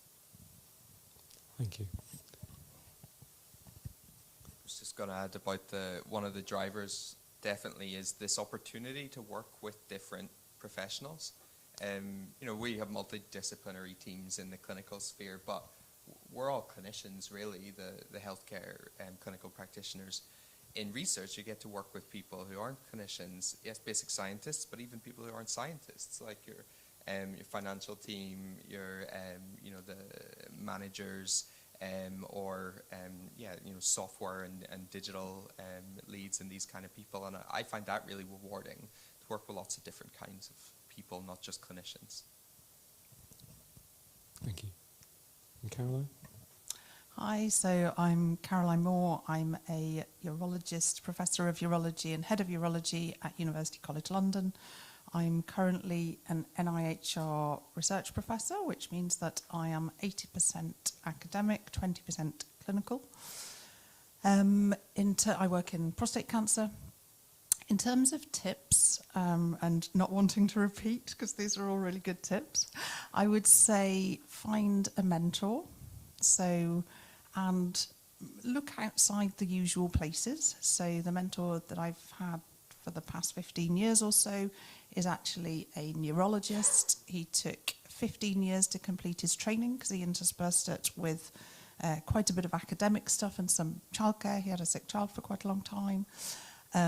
So look outside the box and go to somebody who can sort of advise you, be a sounding board and see the wider picture. Sometimes it can be, it's also quite possible to have urology mentors, but having somebody with a different perspective can be really helpful. Secondly, I would say remember that there is life outside of medicine and academia. I have 4 children. I'm a single mom. I have friends outside of medicine, and I think just remembering that it's not all papers and conferences and all the rest of it. We'll all be dead soon enough. So remember the other bits. And then thirdly, I'd say don't be put off by being told no. So I wanted to do clinical academic training. I was told at my, well, it was a RETA then, but what you do as an ARCP now, that wasn't possible because it would need the deanery to agree, and it would need funding, and it would need the hospital to agree. So I said, okay, so the deanery, the hospital, and the funding, okay, fine. And then Mark Walport had written a paper on academic training, and I essentially wrote a paper for the London Deanery saying this is why it would be a good idea, can we do it? I'd had a disc prolapse, and the head of academic training in London sort of wrote me a letter, that's how long ago it was, to come and see him, and actually I ended up setting up an academic training post, 2 academic training posts being appointed to it. So the original answer was no, and I didn't, I thought, well, actually, that's your viewpoint, let's carry on. And the same with clinical things. It's taken, 15 years to get MRI into the guidelines, etc. So if you truly believe it's a good thing and that it should work, then work on how you could make it work, even if people aren't saying it's currently possible, because sometimes it is.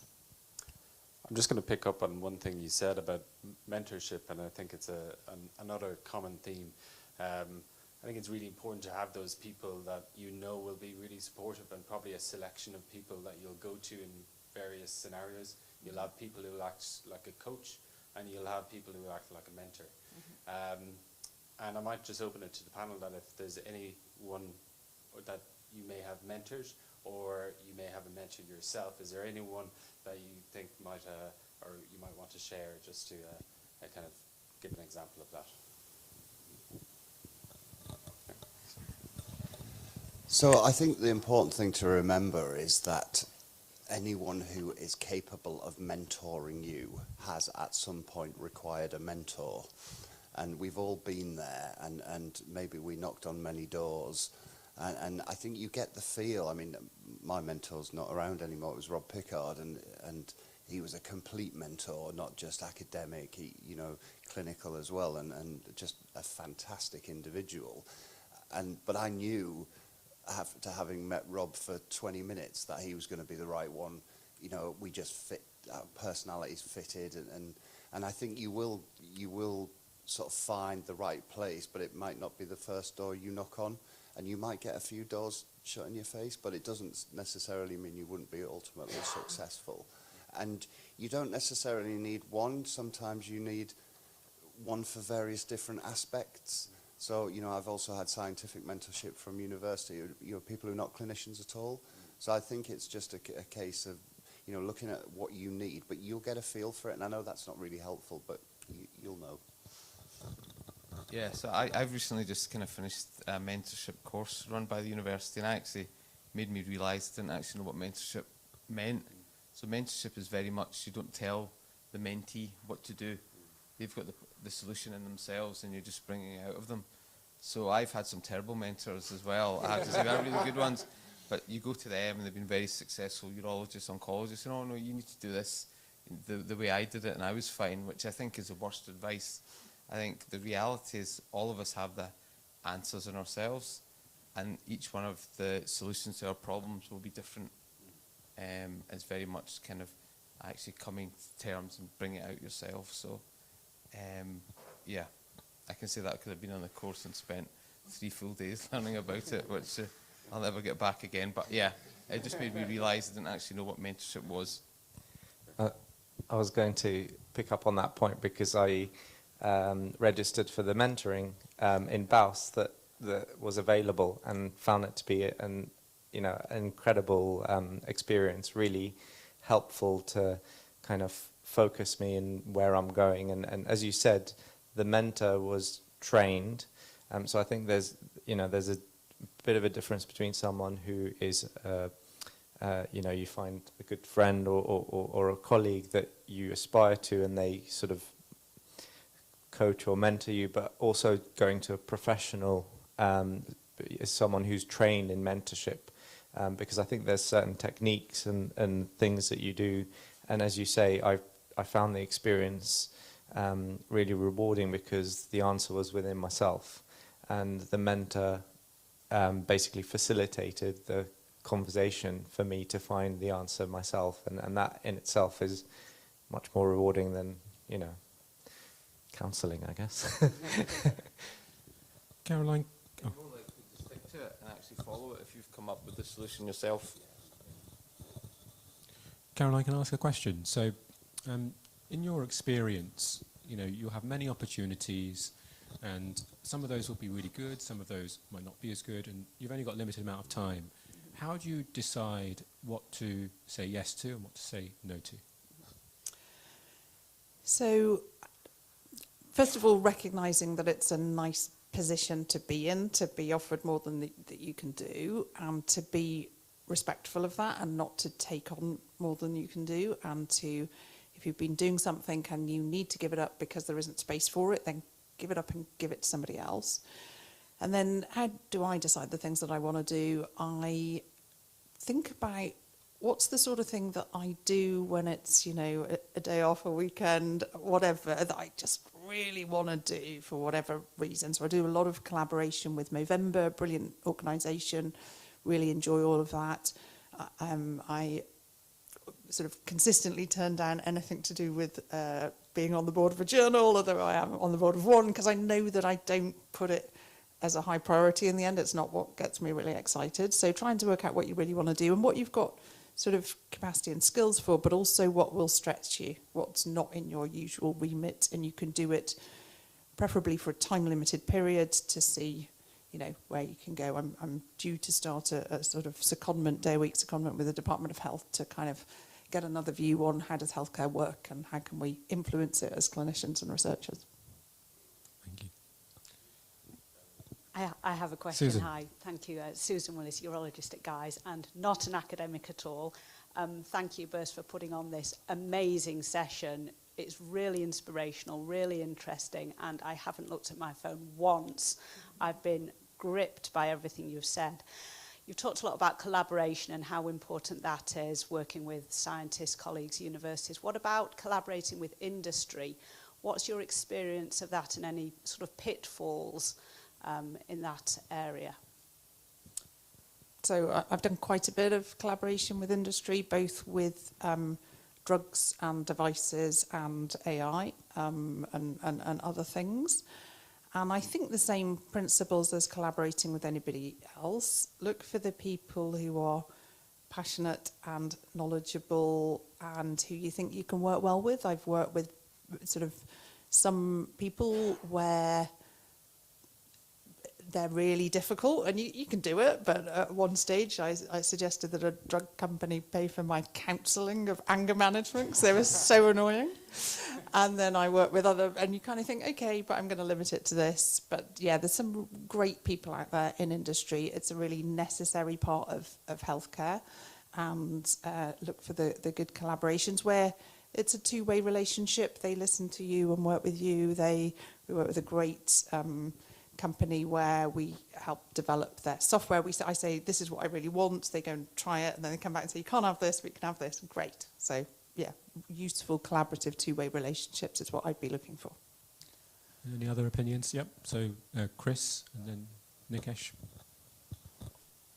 So it's really to echo what Caroline was saying earlier, that you kind of, especially when you start, you take on everything because you're enthusiastic and you've got lots of energy and you're, zinging around the room, and then you get tired. So you take on what you enjoy, and same with industry. You do get lots of approaches, and you take on what you enjoy because you can bring a lot. You're often working, when you're developing new devices, you're working with people who have no clinical background and have very little understanding. and you have lots, so they really listen to you. They come to you with lots of different ideas, and you can just say, no, that's rubbish. And people pitch things to you, and it feels almost like you're an apprenticeship, an apprentice. So it's quite fun, and I quite enjoy it. There's financial rewards to it, and it's just different to the day job. My name's Ross Etherington. I come from industries, for those of you who don't know. So I work for Boston Scientific. I think if you're approaching industry, it's what's in it for the industry. Where's their return on the investment that they're going to have as well? And that's not negative. That can be incredibly positive for patient outcomes. So I think you have to think about that. Equally to the point a lot of the panelists said, don't be concerned if you get rejected. Keep going and keep approaching the industry. It might be the wrong industry partner that you've approached in the first instance. So don't get despondent. Just keep, if you're passionate about your idea, keep seeking it. Chris? And then Kevin? I do have a little bit of experience. My PhD was co-funded by a major drug company, and what I took from it, perhaps with it being a drug company and a very research and development driven drug company, the strength of the academia in the drug company was mind-blowing. They are very, very strong academics who are very highly published and had a very academic ethos, in some ways even held themselves to higher standards, I thought, than the university did with regards research integrity, research protocols, and the integrity of the research that they demanded. So I think it's it shouldn't be a misconception that working with industry is somehow a bad thing. Definitely they're strong scientists also, and there's a lot of mutual benefit to be gained, and it should be embraced. I think one of a really good example that I'm involved in is Stampede and Stampede 2. I think we've all heard of Stampede. It's a massive study which has led to so much patient benefit, and the follow-on study is being developed closely with industry partners. So that kind of scale and, as Kevin's mentioned, the internal workings of the organisation are often excellent, and you can work together to lead to something that's really big and powerful. So just to develop Russ's point a bit more about the economic factor, which probably isn't something you think about when you're doing de novo clinical research. I think that there's, on the other side of the coin, that when you're working with industry, it's like you've got the grant already. So they come with their investment, which is obviously, but you do have to factor in what's going to be in it for them, what's their return. So it's a slightly different mindset, but I don't treat the evaluation of a project, whether it's industry funded or NIHR funded, any different, because it's about clinical impact and where that will take you. But the advantage is you're not scrabbling for the grant. They bring the money already. But like I say, on the other side, you've got to think what they're going to get back, so they don't give it for nothing. Yep. I think going back to an earlier point around your milestones as well, that's really key to us. We very much work on the milestones of where are we going to be at and what is the outcome for this and when do we anticipate that making a clinical impact from our perspective as well. So to the points that were made earlier, have a very clear defined objective and a clear defined timeline of what you're anticipating to achieve.